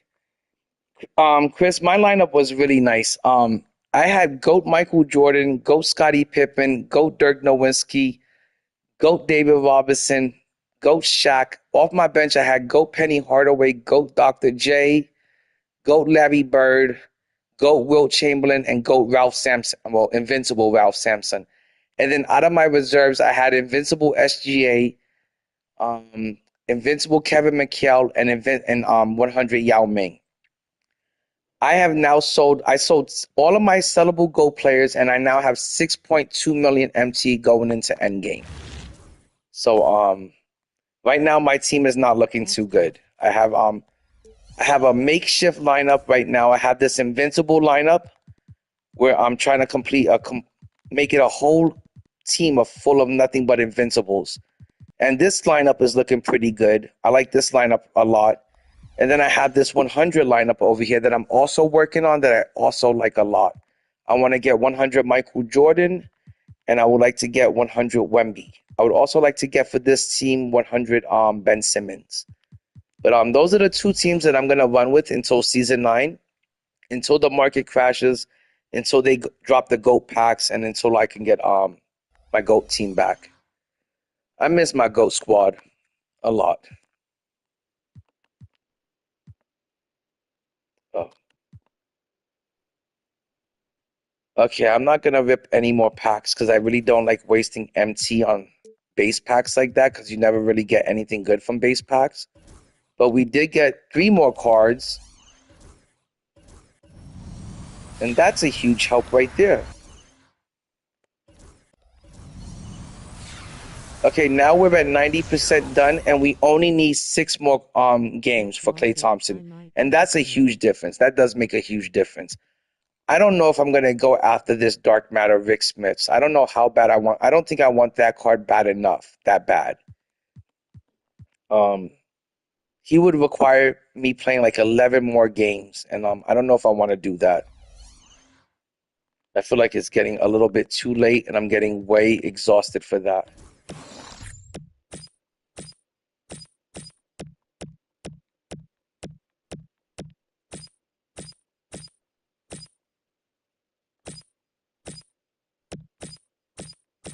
Oh my gosh, no. To get that Rick Smiths, I would basically have to do a whole nother complete breakout board. Because this one is almost done. I don't know if I want to do another breakout board for Dark Matter Rick Smiths that I'm never going to use. He's just going to sit there in my collection collecting dust. That's what's going to happen to that Rick Smiths. He's not going to make my GOAT squad. He's not going to make my Invincible squad. Even if I made a team just full of Dark Matters, I don't know if I would necessarily put him on that team. I would rather run bigs like Dark Matter Akeem and Dark Matter David Robinson. I would like to run over those cards. If I was to ever make a Dark Matter lineup, not that I would even ever do that. So I think Rick Smiths is just gonna fall wayside. I don't think I'm gonna grind it out for Rick Smiths.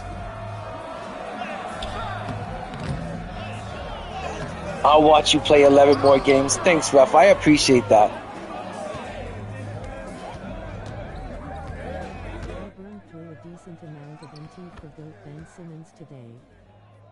Keon, did you make sure that you got Klay Thompson, or did you not even bother getting Klay Thompson?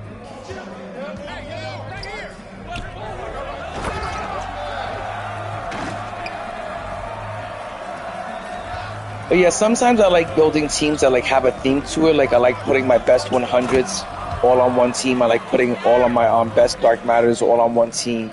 Or like making a really good Invincible squad or making a really good GOAT squad. I don't ever mix in the play. I don't ever mix in like Dark Matter plays with 100s or Invincibles with GOATs. I'll make the exception for some players. Like 100 Yao is good enough that you can mix them in with 100 Yao, 100 Wemby, 100 Ben Simmons.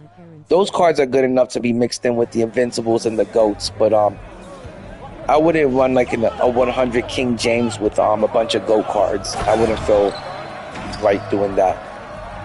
And so my teams usually tend to have, themes to them. Usually I like to build a Laker team, but this year there was no Kobe, so I didn't feel the need to build a Laker team. I was kind of thinking of building a team that had like the best LeBron James teammates all on one team. I think that would be a pretty awesome thing to do at the end of the year.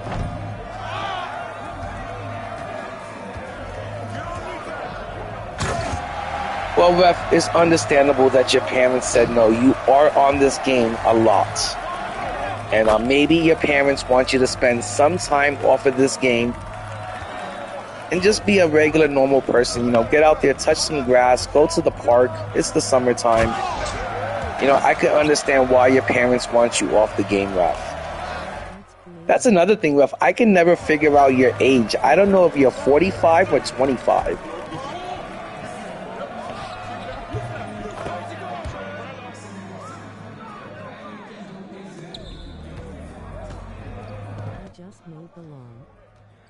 No, Chris. For real. Usually almost every year. I'm not that creative. Usually every year I just like to build a Laker team, but this year I kind of got more creative with the themes to my team. and since there was no Kobe. And I was like, man, at first I was thinking about building a Laker team all around LeBron, but I was like, that wouldn't feel right to build a Laker team and Kobe's not around.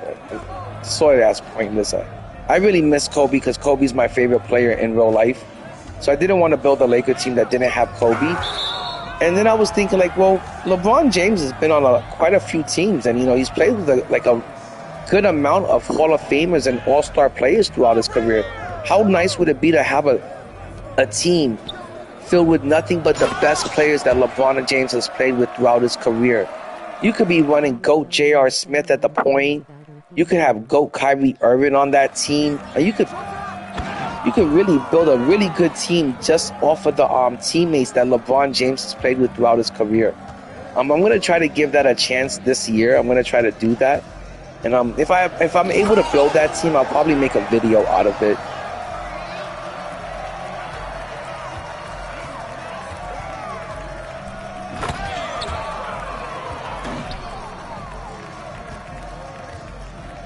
Ralph, you're lucky that you have family and friends that want to listen to you talk about this game. Nobody, including my family, does not want to hear me talking about this game.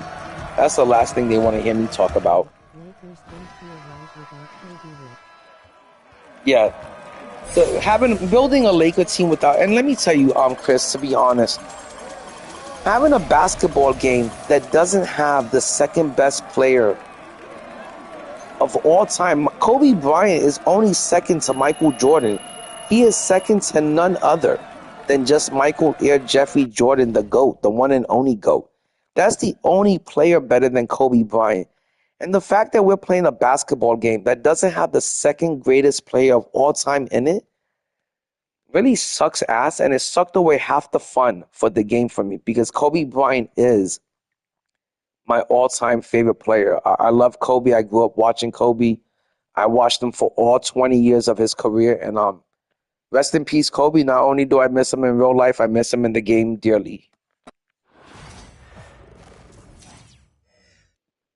All right, guys, we're down to about 7 games, I think. For real, I can't even build my Detroit Pistons team because I don't got the players. And Keon, that's the problem. Is usually, I don't know if you I watch a lot of YouTube and stuff, and I watch a lot of YouTube 2K content.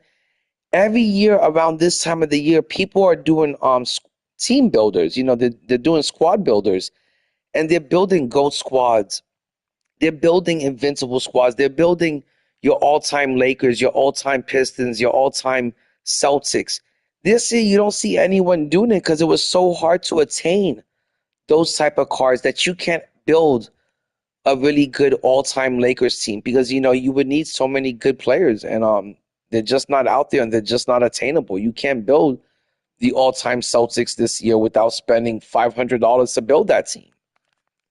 So that's the problem with the game this year. It was really costly. It was really costly to attain players, and it made it hard to have a nice collection of players by the end of the game. Last year, this time, I had all the 100. I had all the Dark Matters last year, all the 100s, all the Invincibles, and all the GOATs. I was able to do squad builders every day. I was able to build a different team and try a different lineup. This year, I can't do it because my collection isn't that nice, and I'm forced to stay with the same lineup throughout most of the game and throughout most of the seasons. So I really wish that they made the cards more attainable, so this way we could do fun things like that at the end of the season, like build your favorite team. Instead, it's so damn impossible to do that. You got to break the bank just to build your all-time favorite team.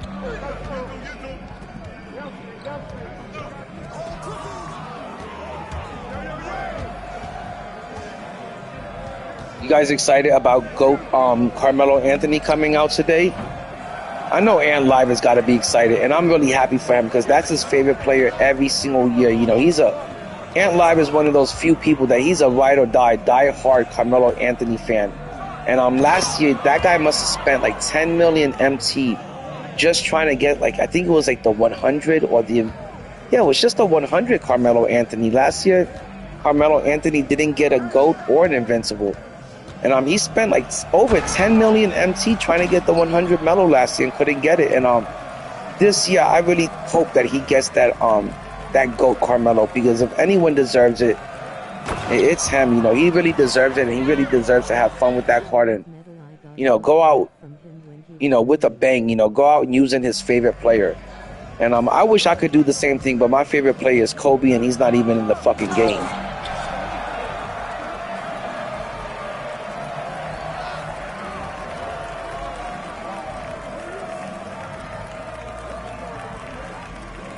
Keon, who did you get an autograph from?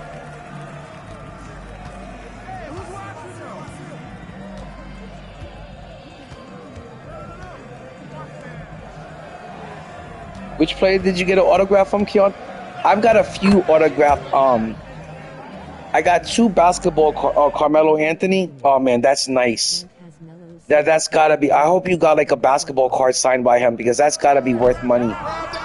I've got 2 basketball cards in my collection that are worth money. I've got a rookie Shaquille O'Neal card signed by Shaq. I also have a rookie Kevin Durant card signed by KD. And I also have an Anthony Mason card signed by Anthony Mason. And those cards are in my collection, put away and stuff.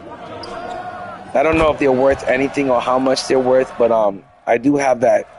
My Shaquille O'Neal rookie card is signed and it's in pristine condition.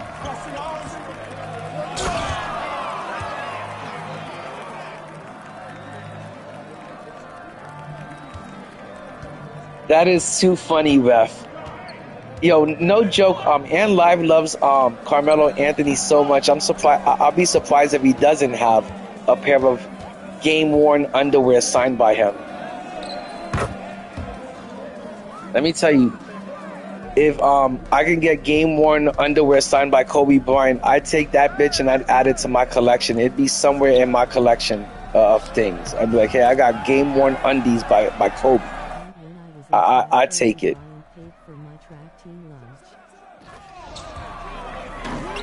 You have to imagine game-worn underwear by Kobe or Michael would probably fetch a pretty penny on the market. Like, you'd probably put that on eBay and get 6 figures for that type of shit. I'm not even joking. It would probably have to be some of the oddest sports memorabilia out there if you can get your hands on that.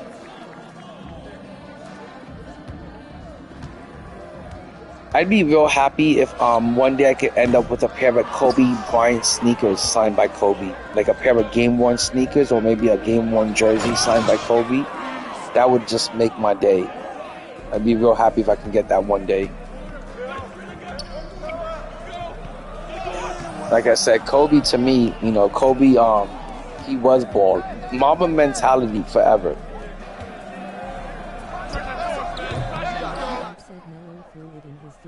Him and some kid was fighting for it.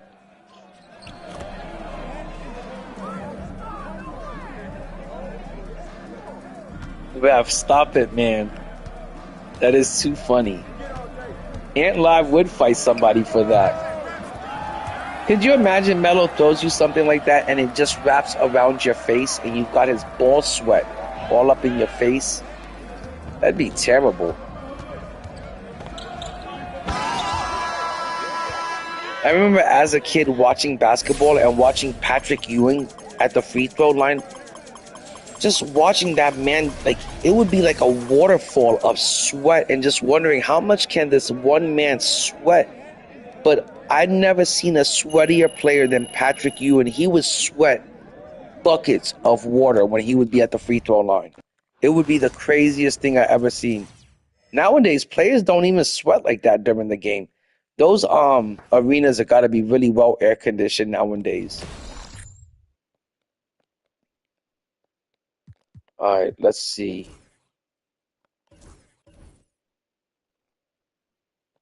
Can't believe they only give you one card, man. That sucks. Box of baseball, basketball legends autographed bull and cards.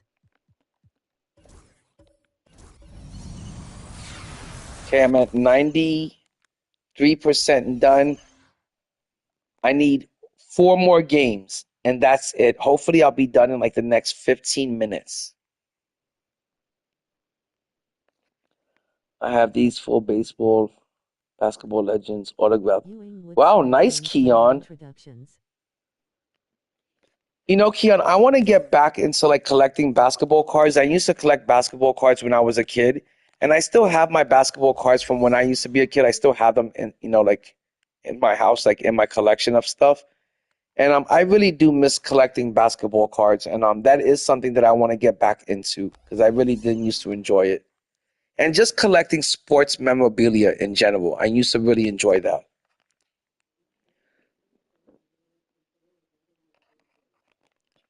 But guys, I'm gonna take a quick smoke break, and I'll be back in like 5 minutes. I'll leave my Invincible lineup. I'm gonna be putting. I still need a big to come off my bench, and I'm hoping that tomorrow that they in the exchange they do give us a big. I'm hoping that for the exchange tomorrow that they give us like Porzingis or maybe Sabonis. But I think it's time that we get a true center coming out of the exchange event. So I'm hoping that tomorrow I'll be able to put a center coming off my bench, and then over here I'll probably put Klay Thompson. But that's my lineup of Invincible cards.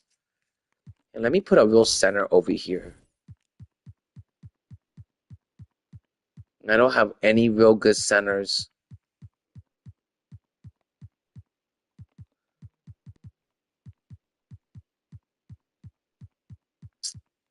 That sucks. I guess for now I'm gonna put. I think for now I'm gonna put AD in that spot. Okay, guys, I'm gonna go smoke real quick, and I'll be back in like 5 minutes to finish off those last 4 games, so we can get Klay Thompson and be done with this grinding. Appreciate you guys hanging out. If you guys could please click the like button and sub up. Appreciate you, fam. Be back in 5 minutes.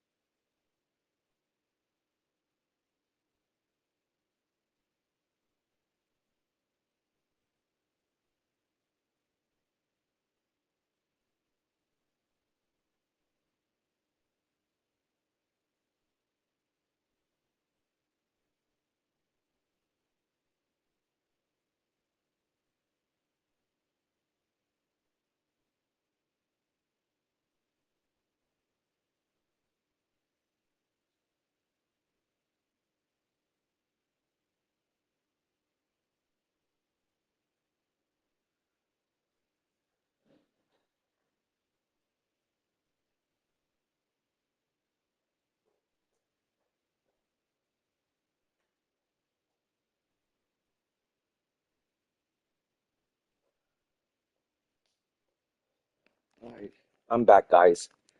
Guess who's back? Back again. Indies back. Indies back. Indies back. Indies back. All right, time to get back on that grinding, guys. I need 4 more games and I'm done with this grind, and I'm able to get my Klay Thompson.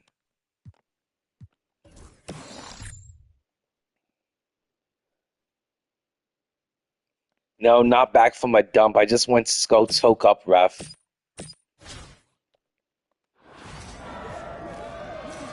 The funny story is, there's a funny story actually that I've got. One time I was streaming, and my master bathroom is connected to the master bedroom. So I went to go use the bathroom. I went to go take a piss, and I left the door open. And I didn't think from, the bathroom to where the TV was and the mic was that it was gonna pick up any sound and pick up, the fact that I was peeing and shit. But when I had got back to the stream, everybody in the stream was like, Indy, we could hear your stream on stream. And I was like, oh my God. And when I went back to the stream and I was listening to it, you could hear me pee on stream. And I was like, oh my God, that is fucking embarrassing. I can't believe I did that and that happened. And but it was one of the first times I was streaming, and I didn't realize that the mic was so sensitive that it would hear something from the room next door and shit. But that did happen to me one time on stream. It was one of my real early streams, like from last year. Yep, I was streaming on stream. Everyone in the chat was saying it, and I was like, what? And I didn't believe them at first. At first I thought they were joking. But then when I went back to the stream and I was listening to it, you could hear me pee on stream. The worst part is I didn't even flush the toilet afterwards. Just all sorts of disgusting and nasty sometimes.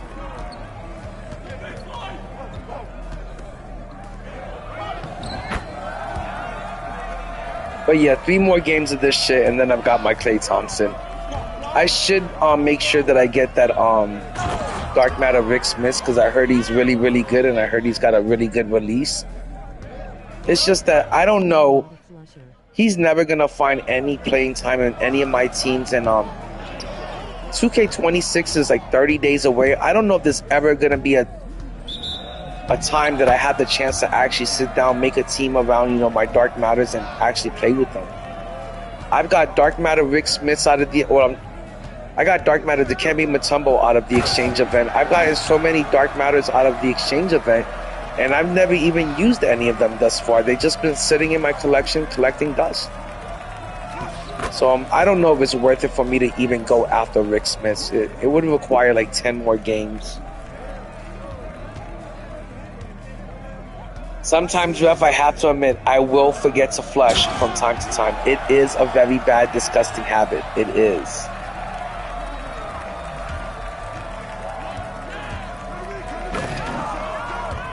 My mom is always complaining about it.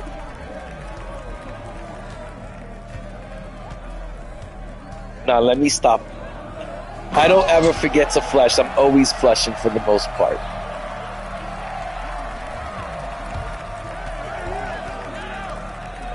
That would be a pretty gross thing to admit on stream.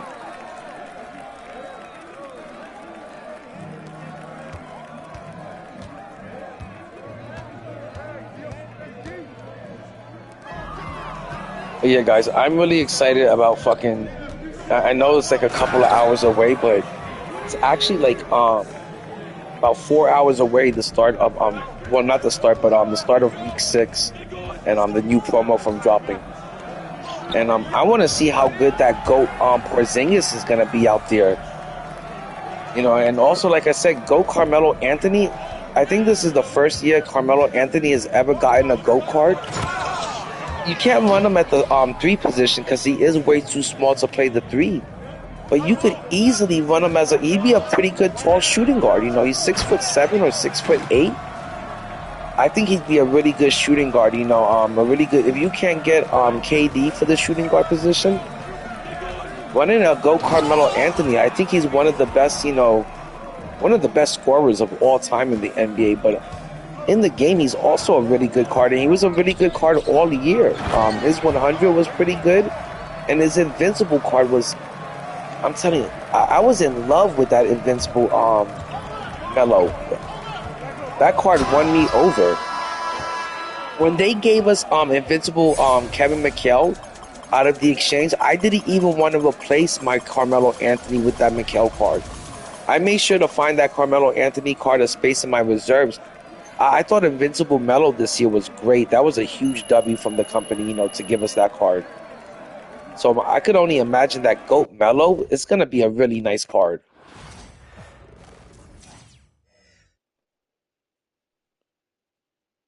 I just wonder how much is GOAT Melo going to go for. I think he's going to have an asking price of about $500,000.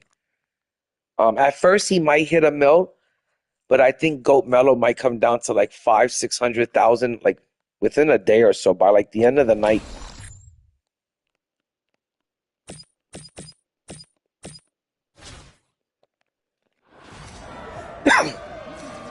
I think I need like 2 more games, 2 or 3.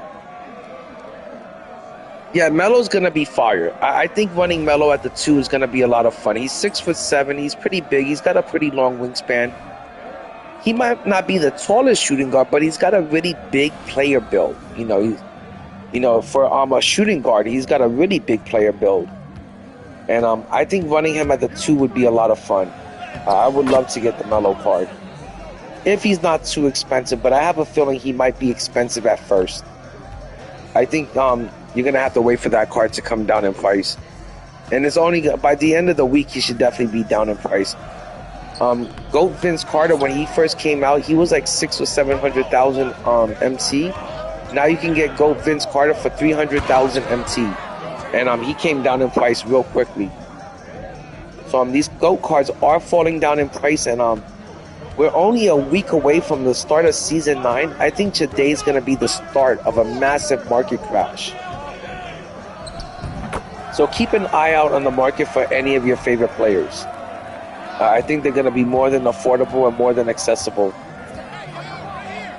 I'm pretty sure you can get GOAT Penny Hardaway, which is a great point guard.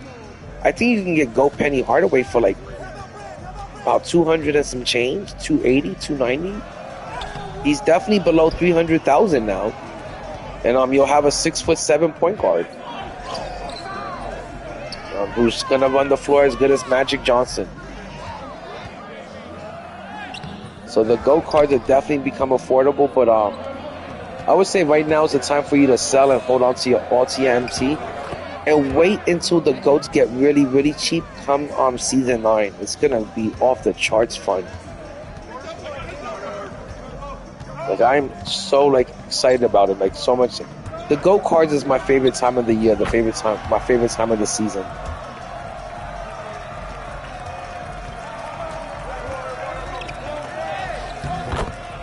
Okay, I think after this I'm down to 1 or 2 games and then I'm done, because I am so tired now that I just got done smoking. It's like I'm ready to fucking sleep. Oh, hold on, guys. My boy Chalongo 2K is calling.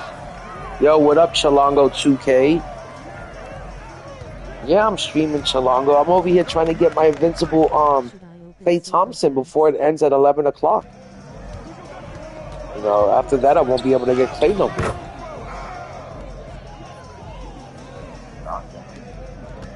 I still don't want to pay. Even though he'll be dirt cheap in the auction house, I don't want to pay for a card that I can get for free, and all I got to do is play 20 games of the breakout board. I don't have nothing else left to do in the game. I'm done with Showdown. I'm done with, I've completed all the other challenges. This is the only thing I got left to do. What you been up to, Chalongo? What are you grinding for right now? Oh my gosh, you're still on the grind for Ben Simmons. I forgot about that, man. I was just talking about how insane that grind is, Chalongo. I can't even believe you're attempting such a crazy grind at this stage of the game. So close to 2K26, so close to the end cycle. No, that's what real grinders do. And it's an elite grind. I said it earlier in my stream. Anyone that's able to grind out 900 games, against the computer, or in in the park or whatever you're trying to do it, however you're trying to do it. That kind of grind, doing that kind of grind on top of all the grinding you've already done throughout the season, throughout the year. I can't believe that people still have, you know, some gas left in the tank to do that type of grind.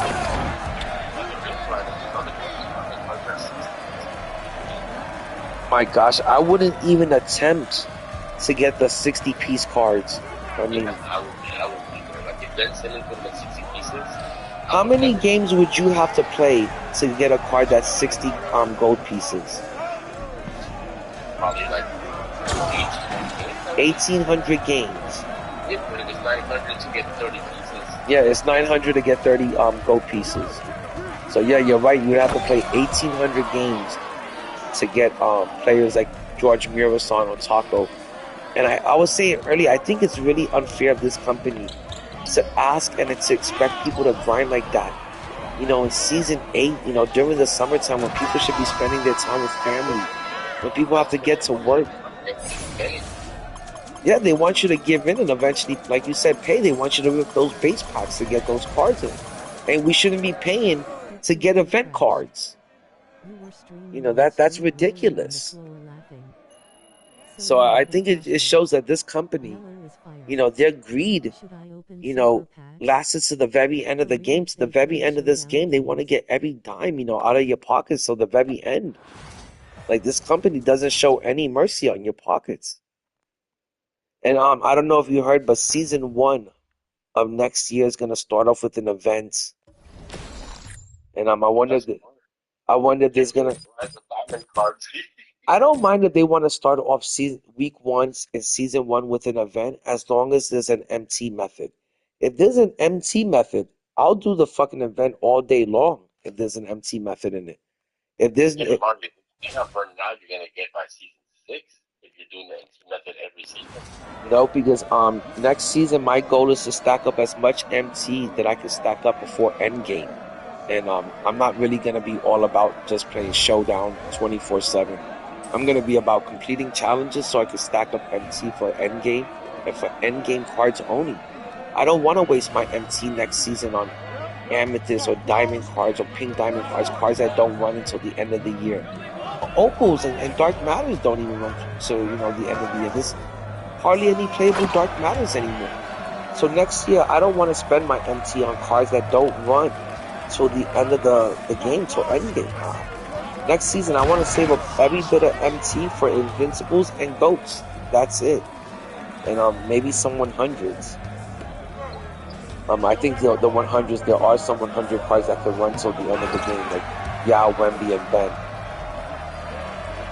And that's my goal for next year, is to reach 10-15 million MT again, and be ready for endgame. I can care less about playing with those slow-ass diamonds. The pink diamonds. Fuck that shit. But yeah, man, when you get that Ben Simmons, I want to say you're probably going to have the best point guard in the game. I think he's going to be better than Magic, and there's even a good chance that GOAT Ben Simmons could be better than GOAT Joker. Chalongo, which card do you think is better, Joker or Ben Simmons? Oh my God.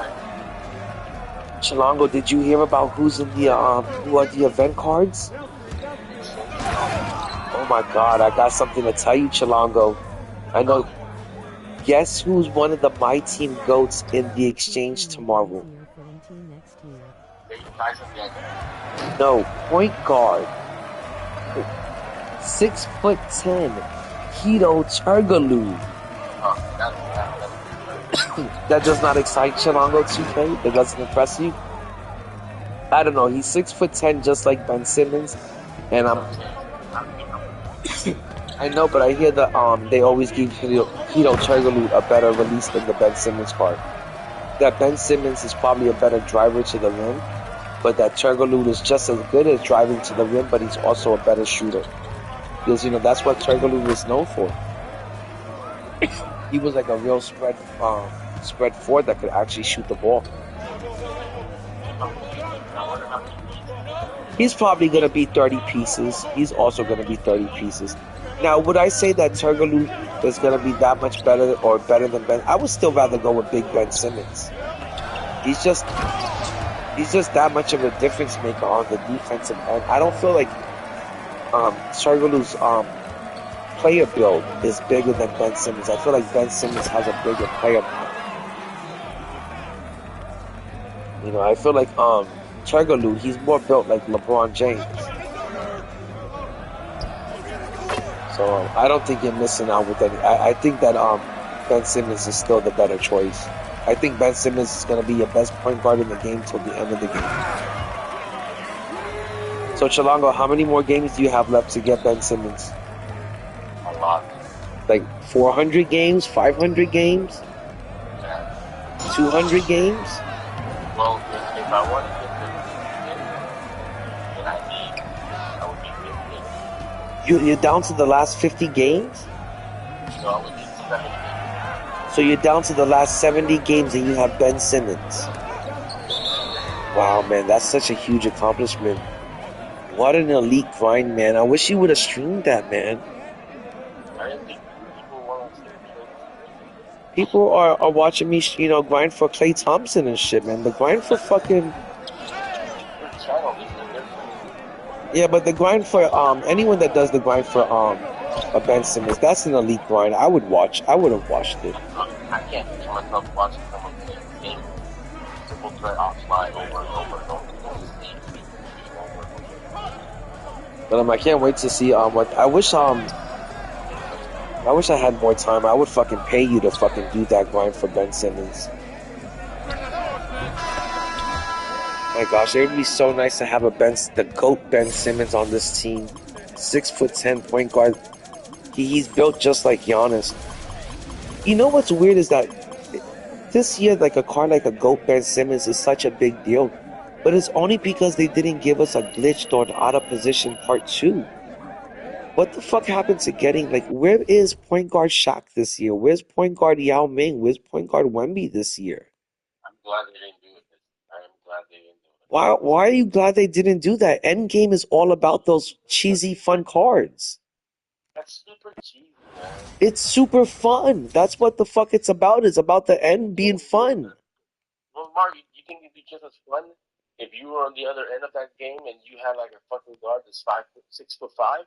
I know, but these cards have been grindable. You know, you can grind for these cards from the exchange event, so it wouldn't hurt if they gave us a, you know, an out of position, you know, glitched, you know, point guard Shaq or point guard Yao or point guard Wemby. Well, they float you did with, you know, with the Bobo, they can play small forward 7-3.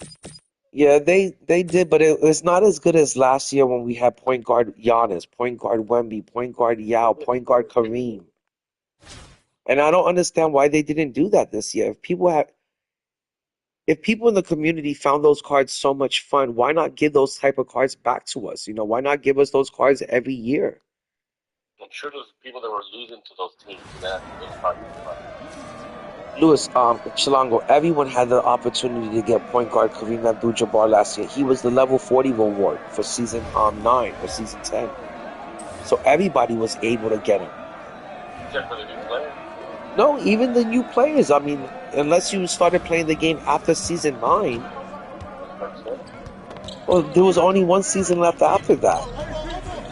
But everyone else had the opportunity to get point guard Kareem. And this year there was a Go Kareem, and it costed like $2,000 to get Go Kareem this year, and he wasn't even point guard eligible. So I don't know why they didn't give us those cards this year. I feel like they should have given us those cards. They were a lot of fun. Just like the people that had fun using point guard Andrew Bogut. Let me tell you, that's one thing this game is missing this year, is a little bit of extra fun. It wouldn't hurt to make the game a little bit of extra fun and cheesy towards the end. They could have given us a point guard. You could have done it like the way they did last year. Some of those, like point guard Shaq last year was a dark matter card. So they could have given us those out of position cards, those cheesy cards like point guard Shaq. But instead of making him a Go card or an Invincible, make him a dark matter or 100. But they should have gave us some form of those, you know, out of position cards. They were a lot of fun to play with. Don't you like using your cheesy toxic lineup in salary cap where you have the tallest players at each position? Truth be told, Mario, I did not really enjoy that topic squad that much. I enjoyed more using the team that had the things that were easy. Okay, well, how about this? I just had to play. I had to complete one of my challenges to get that GOAT event card. I had to complete some challenges at the park. The park is full of nothing but cheesy players right now. The park is full of nothing but people running three bigs that are like 7'5" or taller. No one's using regular bigs anymore that are just like 7 foot tall out there at the park. Everyone's using bigs that are like 7'1", 7'5". The park is full of nothing but cheesy players right now. And I even seen it on regular 3-on-3 parks. Sometimes they don't even have a true point guard out there anymore. How? Then all they gotta do is just post up your point guard that's small and tiny. Well, that's why you don't want to bring the ball. You don't have to bring it big. Don't bring someone small. I don't know. I think those cards were really fun and It's 76 10 to hold the score. As long as you're playing 8 or higher, you'll be okay for the ball. And remember, you weren't playing my team last year when we had those fun cards around. So you really don't know how much fun you're missing out on from those cards not being in the game this year.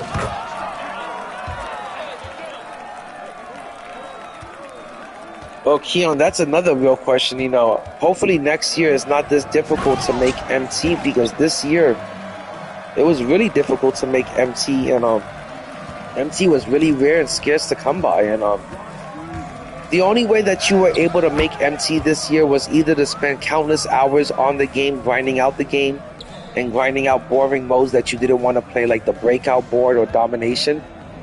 And if you didn't want to do that, the only other way you were able to make MT this year was to rip packs in hopes that you got lucky and then you were able to get a player that was worth a lot of MT. You had to sell him quickly and you had to cash in on him quickly.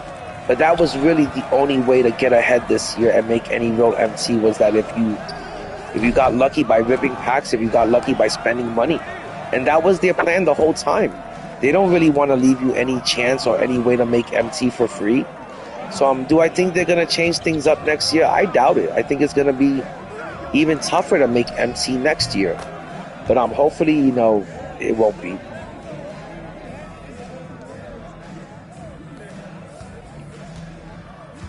But yeah, Chalongo, I think I'm on my last game, and then I'm going to get Klay Thompson. I'm still like 11 pieces away to get that Dark Matter Rick Smith. Do you think it's worth it to go after that Dark Matter Rick Smith? I don't think it matters. All the fucking cheap. Yeah, that is true. He is going to be dirt cheap in about a week. And I'll probably be able to get him with badges. Yeah. I would rather get the Rick Smith over that fucking guy. No way. I keep hearing people say that this Klay... that Rick Smith is never going to play for me. He's just going to stay in my collection collecting dust. But the Klay Thompson, everyone is saying that the card is S tier, that it's a very elite card. Plays really good. Man, a 6'6" shooting guard is not bad. Does he play the point guard position? Yeah, he does. A 6'6" point guard? That shouldn't be frowned upon. It shouldn't be like, oh, that's a small point guard. I already have 2 6'6" point guards, Martin. You need another one? Yo, what up, JD? Good to see you back, my boy. You hear me, Indy? I already have 6'6" Shea. I have 6'6" Booker. To go along with my 6'7" Penny and my 6'7" Julius. And you also have that Vince Carter, that Invincible Vince Carter that you never used. You know what's crazy is that that's a card that a lot of people liked and that they were cooking with. I wish I had that Invincible Vince Carter, man. I thought that was a really nice card to have in your collection. And now the GOAT Vince Carter looks really good, and he's only 300,000. Oh, Chalongo, did I tell you how much MT I made once I redeemed all my cards? Probably got like at least 2 mil for those cards. 2 mil? Chalongo, I sold 6 GOAT cards today. Somebody paid and gave me 1.7 million for my GOAT Wilt Chamberlain alone.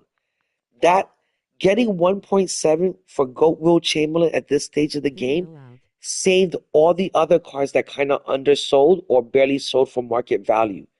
I got 300,000 for Penny. I got 500,000 for Michael Jordan.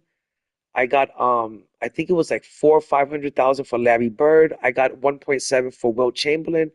I got 800,000 for Shaq, and I got 700,000 for I think it was David Robinson. And it got me back to 6.1, almost 6.2 million MT. That is so OD going into season 9. I don't even think I'm gonna need all of that. So I think all of that much MT going into season 9 into endgame, I think it's gonna get me Yao Wemby and all the players I sold back and then some. Because Vince Cater by 300 season for 9, a player Justin. like Penny Hardaway is gonna be 100,000 or less. He's barely 300,000 right now. He's gonna be 100,000 or less. Oscar Robinson is gonna be 100,000 or less. Vince Carter is probably gonna be about maybe 200,000 or less. So 6 mil is gonna go a really long way. So I can't believe that I was able. I made out like a fucking bandit. Somebody gave me 1.7, almost. Do you know how much I paid for Wilt Chamberlain? How much? I think I paid either 7 or 900,000, Wow. and I made 1.7 on him. It was a fucking steal. I made out like a bandit, like Smokey and the Bandit. Okay, I should have enough cards now to get Klay Thompson. Let's check it out, guys. Let's see if I'm done with all of this grinding. Look at photo. It took me, I want to say, Chilango, about maybe 2 hours to get 20. I think I needed 23 gold event cards, the gold ones, and I was able to get them in about 2 hours. It wasn't too, It should only take you an hour and a half The to goat get Vince 30. I meant to. an hour and a half to get 30. Well, I also took a bunch of smoke breaks. I did go Okay. outside and smoke a couple of. You gotta Yes. time playing that the overall. Chilango, I now have a full lineup, a full team of Invincible cards that they're all lock-in cards. They're all cards that I got for free, and they're all cards that I got from just grinding out the game. You see, even JD said Vince Carter just ended at 300,000. So by season 9, when Endgame hits and when those gold packs drop, you're gonna be able to get cards like Penny Hardaway and Vince Carter for like probably like 100,000 or less. Definitely Penny Hardaway is gonna be 100,000. Steph Curry is probably gonna be 100,000 or less.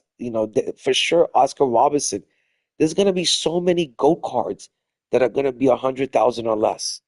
But man, I can't believe I just got this beautiful Klay Thompson card. This card looks beautiful, man. It's insane how many good Invincible cards they gave us for free in season 8 that I was able to grind it out and build myself a completely free lock-in team full of Invincibles. Let's check out my lineup now. I went from having goats to all Invincibles. Okay. Chilango, do you think Invincible Klay Thompson, does he play over Carmelo Anthony and SGA? I'll play him over SCA. Or do you think I play him off the bench and instead of Devin Booker and PG-13, I run Devin Booker and Klay Thompson? I would run Klay and then have Booker off the bench. Devin Booker comes off the bench right now with PG-13, and I have SGA and Carmelo starting.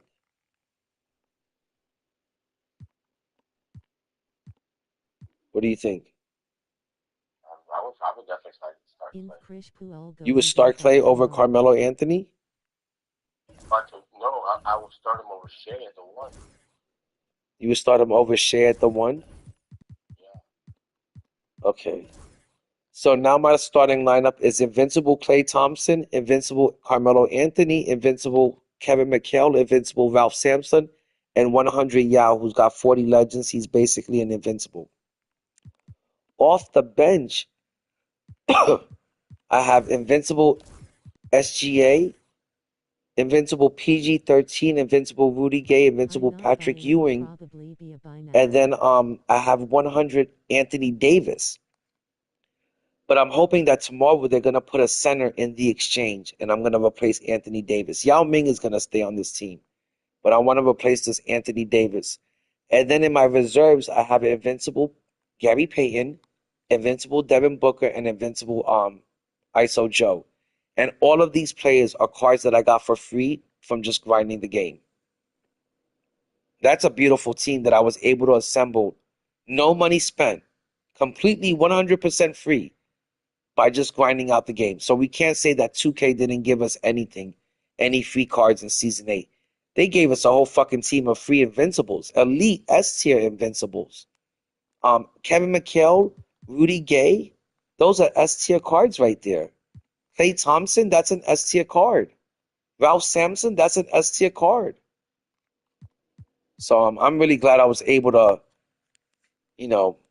muster it up and just able to do the grind for all of these players. I had to grind for all of these players either to get them out of the exchange or I had to complete like a huge amount of challenges to get these players, like Ralph Sampson and SGA. But I'm done here for the night. I've been streaming since like 3. And I am completely gassed out, and I'm gonna call it a night. I'm gonna wrap things up and crash out, guys. Peace. Are you gonna open up a box?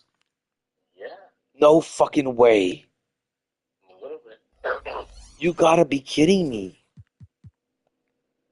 And this is my 100 lineup. Chilango, are you really gonna open up a box? I have to if I want to get Ben. Oh my God, you do have to open up that box if you want to get Ben Simmons.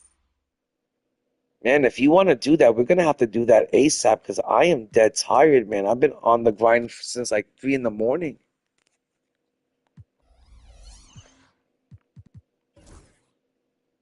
Yep. And guys, I'm just trying to get Yeah, get a the box two gold now. pieces I need. So when I open up the box, I can go straight to getting Ben in the video. hold on, let If me I see. open up the box now, then I won't be able to do that. Let me see what the chat is saying real quick. Indy, look up at the photo. The GOAT Vince I meant. Nah, Steph gonna be over 100K because of his name. Invincible Chris Paul is going to be a buy tomorrow. Oh yeah, that's for sure. I'm not buying, probably no.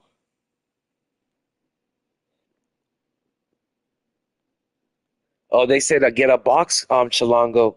And that's one thing for sure is that starting tomorrow, I believe that there's gonna be some invincible cards on the market that are gonna be buy nows. I think some of these invincible cards, nobody has no interest at all in some of these cards, like an invincible Chris Paul. No one is gonna care about that card. That card tomorrow is gonna be the first invincible card on the market that's gonna be 80,000 or lower. And that's going to be the start of the market crash, is that the market is going to start the crash tomorrow. Tomorrow is the start of it because there's only 7 days left to the final end game season, season 9. And then they're going to drop the Invincible packs and the GOAT packs. From there, it's going to be all over with. The market is going to crash. It's going to sink quicker than the Titanic sunk. And you're going to see GOAT cards going for like less than 100,000. You're going to see fucking Invincible cards going for 20 to 50,000. It's gonna be like no other market crash before. It's gonna be the ultimate market crash, and it's gonna be when I go out there splurging and having fun because I got 6.2 million MT stacked up. And guys, just to let you guys know, if anyone says that ND2K isn't a grinder or he doesn't complete challenges or he's not tier 1, that's all bullshit. That's your boy ND2K's got 125 showdown wins, and I'm in tier 1. I just don't feel like grinding out the game today. After 125 wins in tier 1, you're just burnt out and tired. I'm just like, that's the only reason why. I know a few people were asking me to play Showdown tonight, and I told them I wasn't playing any Showdown, but I had to grind it out for Klay Thompson, and I was too tired to play. What is it? What is it? Tell me, Chilango. You take a shot every time Indy says it's tier 1 or you won 120 games. Chilango, I think I've only mentioned that maybe once or twice today that I'm in tier 1. Yeah, maybe today. Maybe that's true today, but. Oh, I feel like ripping some packs, but every time we talk. I feel like ripping some packs but I'm gonna wait until I'm gonna wait until the GOAT packs drop and until they drop the Invincible packs.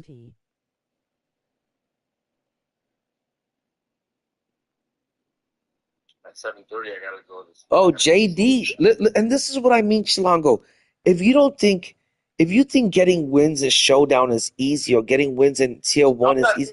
I'm not saying that. For example, Fun with J. Hold on. Let me. The people that know what they're doing, they don't have to advertise it every day. But for example, fun with JD. I'm just saying, I don't see Ty Debo going on his videos, every video saying that you got 121. No, but for example, Fun with JD just dropped in the chat that he's got 88 wins and he's still on his grind to 120. Right, okay, It's hold on. It's an elite grind that you gotta be proud of. It's something, an accomplishment like that is something to be proud of. But at the same time, if you beat, hold on. People that are good, they don't, you know, If they don't.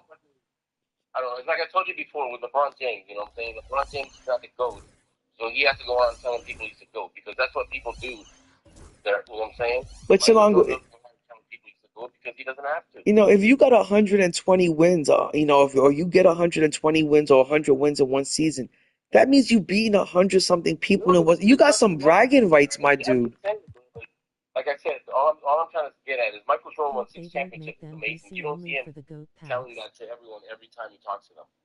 But no, James, on the other hand, he does tell everyone every time he talks to them he's the best of all time. No, you're right about that, Chilongo. You are right about that. Oh, I'm gonna try a game with this Invincible lineup of mine. So I'm not trying to diminish what you accomplished because obviously that's that's good.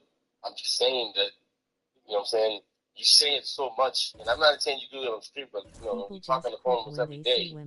I can't remember the last time I didn't hear you say that. I know, Chilongo, but now I'm streaming, so I just mentioned it for the stream, my dude.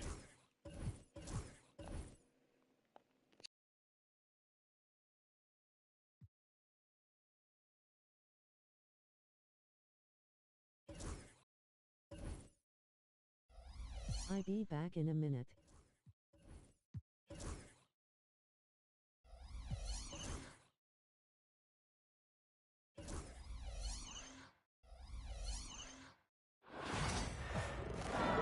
Even if it might seem negative in the short term, but it's positive in the long term. I got this one last thing to do on the game. I got to get 3 dunks with a small forward and for the daily upgrade. But I got my 100 overall pack today. And what the fuck did they give me out of that 100 plus pack? Fuck, I can't remember who it was, but it was nothing good. And it was a 100 plus pack. Yo, that kid that I've been playing a lot of park with, he's watching the sheriff play. And so he saw all the packs I haven't opened. He asked me to open up one of my 100 option packs. So I did it for him. Oh my god, it was horrible. What was in it? Ash. And on top of that, I had every player except for one. What? Oh my god, I got in DeMarcus Cousins from the 100 option pack at least 3 to 4 times now. Ooh, let me see how. Oh my god, this Klay Thompson feels real nice right out the gate. Oh my god. Okay, I gotta make that shot with Klay. Yeah, no, this Klay Thompson is feeling nice. And I just gotta get 3 dunks with small forwards, and then I'm done. So I got a small for here.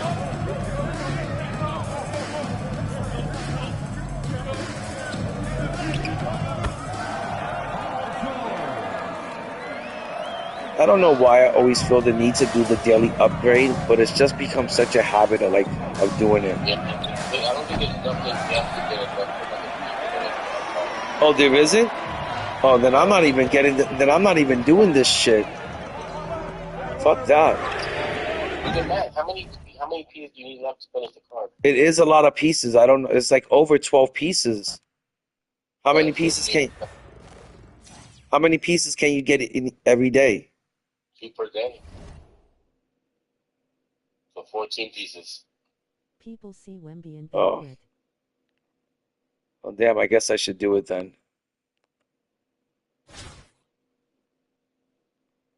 You sure there's less than 14 pieces on that card left? Oh. I don't know exactly how many pieces it is, but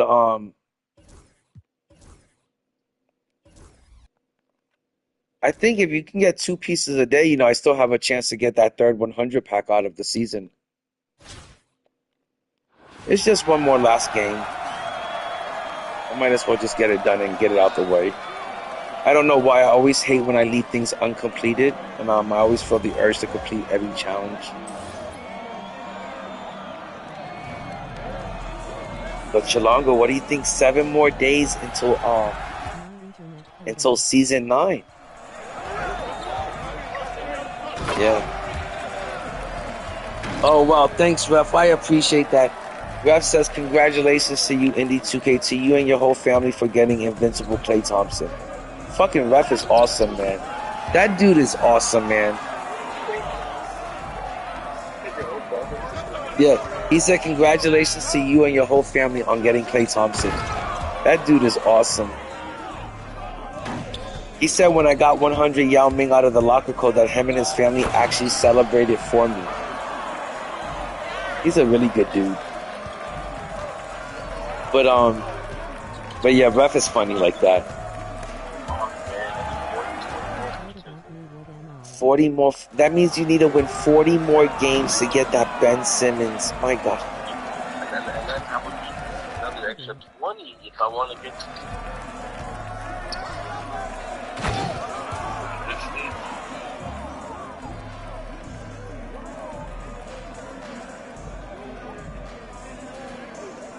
Oh, I bet. That also happens a lot to me, JD, that when I was having those games with my GOAT lineup, I would just start a game. People would play me for about maybe 2 or 3 minutes, and then there would be a lot of quits, and it does suck when, you know, people do that and shit.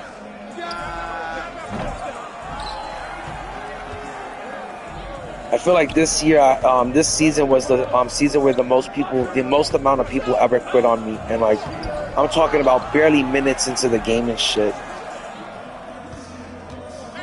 You know, if I went into a full GOAT lineup or a full Invincible lineup, I always take it to the end and see if I can win that game and shit. You know, sometimes in a game, no lead is safe, and you could always make a comeback from any lead.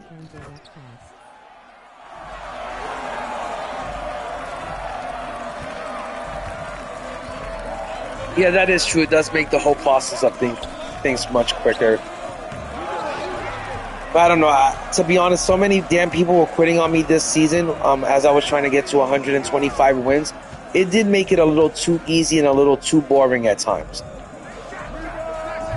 You know, I do like competing against other people, and I do like, you know, going all out to the end and seeing who's going to win. And this season I did have, I want to say out of the 125 wins, I want to say a good maybe 15 to 20 of them, people just quit on me within the first quarter of the game. And it kind of, I felt like a little bit cheated out of it. Like, I feel like I didn't win a true 120. That's why I went to the 125 instead of just stopping at 120, because I felt like I was a little bit cheated out of some of those games, out of some of those wins. I like blowing people out. I like fucking kicking ass and fucking beating people in my team. I want to finish a game when I have a 10, 15, 20 point lead. I want to go out there and fucking hit a bunch of threes on them, you know, and continue kicking ass and get a 50-point lead on them.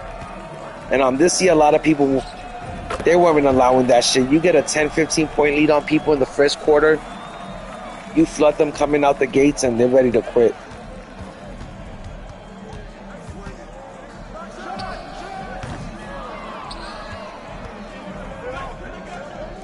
Yeah, that's why I kind of sad that I sold my team today, Chilango, and I kind of like, not that I regret it, but like, you know, 7 days without that team, and that team was so much fun. And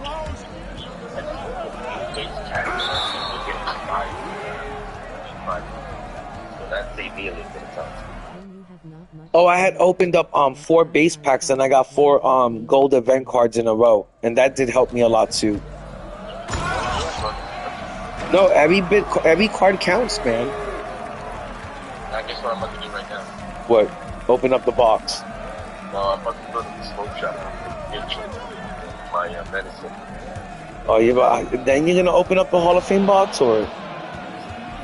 Okay, well, how much longer do you want me to wait for you to do that, Chilango?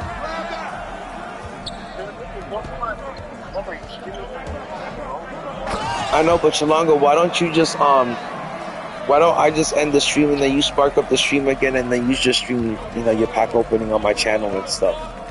I'll let you do that. I'm just saying, like, I want to hit when I get the box. I can go straight to getting things on the stream.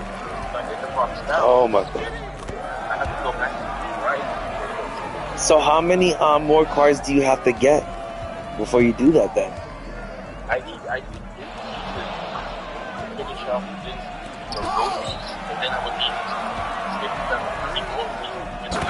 Oh my God! So you're talking about 2 more hours of grinding before you get that Hall of, an hour and a half worth of grinding before you get that Hall of Fame box. Yeah. Oh my God, that's so much.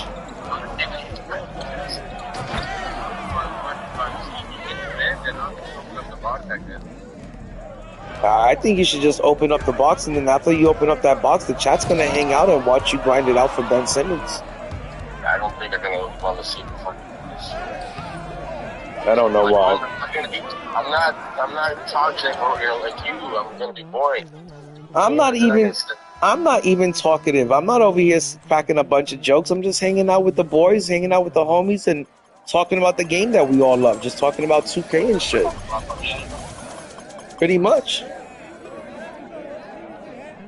See, right now, let me see what JD just said. I don't feel bad when I lose. When I have a good fight, I love to fight. And that's what I'm saying. I always tell people, take your W's and take your L's like a man. And just have fun with the game till the end. You know, I'm a real competitive person. By that logic, then a president should never quit a game.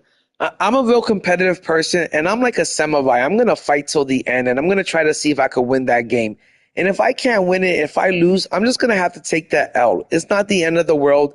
You get back on that horse, and you try to, you try another day. And if you ever get, matched back up with that person, you rematch them, and you try to see if, you could take it to them and get that win and get your get-backs. But I always tell people, take your dubs and take your L's like a man, and an L is an L, and that's it. It doesn't mean anything else. But like I said, you can always get your get backs. But Ref JD, I gotta get going, guys. I just got done grinding for Klay Thompson, and I've been streaming since like 3 a.m, and it's like now like 7 a.m, and I'm completely dead tired and spent, and I'm really tired. I'm just gonna crash out and go to sleep. I hate people But at you when they win. I'm gonna take a quick look at a few things. Okay. And this is what I mean, guys. The only people that I know that's doing more grinding than me is Carlo from Twitch and Decentric. I feel like those are, and Chalongo 2K. I feel like those are the only 3 people that are doing as much grinding as I do on this game when it comes to completing challenges. And on top of that, I still found time to complete 125 games of Showdown and get to Tier 1. If that's not elite, I don't know what is. But I've got everything completed. Have a good sleep. I mean, look at that. 125 wins in Showdown. How many triple threat games? I got 130 triple threat games in. I only got 17 clutch time games in, but there was no reason to play clutch time. Nobody plays clutch time unless they have to do it for a challenge. Yeah, no one ever messes with clutch time. And then any other things that I have to tidy up, any other loose ends, I'm going to do before the season ends. Like, I'm going to probably do the season rewards tomorrow. And then over here from... How many more games you have to win in clutch time for the next available reward? 3. And then that's what we're doing right there. Yeah, that's what I'm going to do. And then over here, I always try to get to, like, an even number. I always try to get to, like, the next reward, and that's where I always try to get to at least 20 clutch time wins. But then for the GOAT events, I did almost all of it. I made sure to get everything from... I feel like this past couple of weeks there wasn't too many like challenges for the GOAT event. No, the challenges this week were pretty easy. And they should have gave us like a challenge every fucking day for a GOAT card, but they only gave us 3. Oh, they should have done that for sure. They should have gave us a different challenge, a new challenge every day. But they gave us enough challenge that each week I was able to get every single thing that I wanted from the exchange. I got every single Invincible every week. I got all the 100 packs every week. I got all the legends every week. I was able to get the free 10-pack box every week. So they did give us enough challenges to make sure that we were able to get everything out of the exchange. I got to give them their flowers on that. They did a good job with the event. I thought Season 8 was great. But I got all of this done, guys. I mean, every single fucking GOAT event challenge done. I gotta finish this one up, but there's really no reason for it. I already got everything out of the exchange. But like all of it, done. Let me ask you a question. I said, chat, do they know what cards are being given out of this box? It's out right. It's about to end today. I got all of the playoff challenges done. That's how I got my Invincible SGA. Hold on, Chilango. Over here, I got all of my 2K26 lifetime challenges. They're all pretty much done too. I feel so complete when it comes to this game. I've completed every single thing. And I'm again 125 wins in Showdown, and I'm in Tier 1. There's nothing left for me to do. And there's nothing left for me to prove in this game. I'm in the same tier as all the big boys. I'm in the same tier as, your Decentrics, your Carlo, your Ty Debos, your Splash, your E-Bands. I'm in the same league as all of them, same tier. I don't know what more I've got left. You guys. I wish there was a tournament between. I would love to play some of those people. Do a Tier 1 tournament. I would love it if they did a Tier 1 tournament. I really would, Shalongo. Why don't you set that up in Season 9? You reach out to some of these content creators and let them know that you want to do a Tier 1 tournament. You know what, Shalongo? That is not a bad idea to set up some sort of Tier 1 tournament. Yeah, and that makes it more exciting than wherever that other person did, to copy you. Yeah, and you know what? Put up like $1,000 prize or maybe like a $500 prize. You don't necessarily have to do it for money. It's more just for pride. More just for like bragging rights. Oh, yeah, and the king, call it the king of 2K25 tournament. That is a good idea. That's a very good idea, Chilongo. But Chilongo, right now I'm at 90% diamond rep. I'm only 10% away from pink diamond rep. And when I get to pink diamond rep, I get 250,000 MT. That's going to bring me to 6.4 million MT going into Endgame Season 9. I am going to feast like a king in Season 9 when that market crash happens. Oh my God, I'm going to be living it up. I'm going to be splurging. Oh, and I also got the domination done. Which one did I just get done? Oh, I got the one for Bill Walton just done the other day. So now I have 1, 2, 3, 4, 5. 5 out of the 8 dominations that came out this year, I got 5 of them done. There's only 1, 2, 3, 4. There's 4 of them that I need to get done. So 5 out of the 9 dominations, I got them done this year. The only one that Chilongo, the only one that I would really like to complete is the domination for the Dark Matter Bernard King. I heard that was a really good card. I'm working on the very first domination. You still haven't finished the first domination? No, because I never did it, but I'm doing it now because I figured out that's how you get all the NBA basketballs. All the team basketballs. Yeah. Oh my God. I want to complete that collection because I want the carbon fiber basketball. Oh yeah, the carbon fiber basketball is nice. I need 11 more games to get Rick Smith. I'm just too tired to do it, man. Do it real quick. You got plenty of time. No, that's too much. And then I'm just gonna show the audience my lineup real quick one last time. That's my Invincible team, guys. And then here is my 100 team. And the reason why I had to make an Invincible team and a 100 team is because I sold all of my GOAT cards, my whole GOAT squad.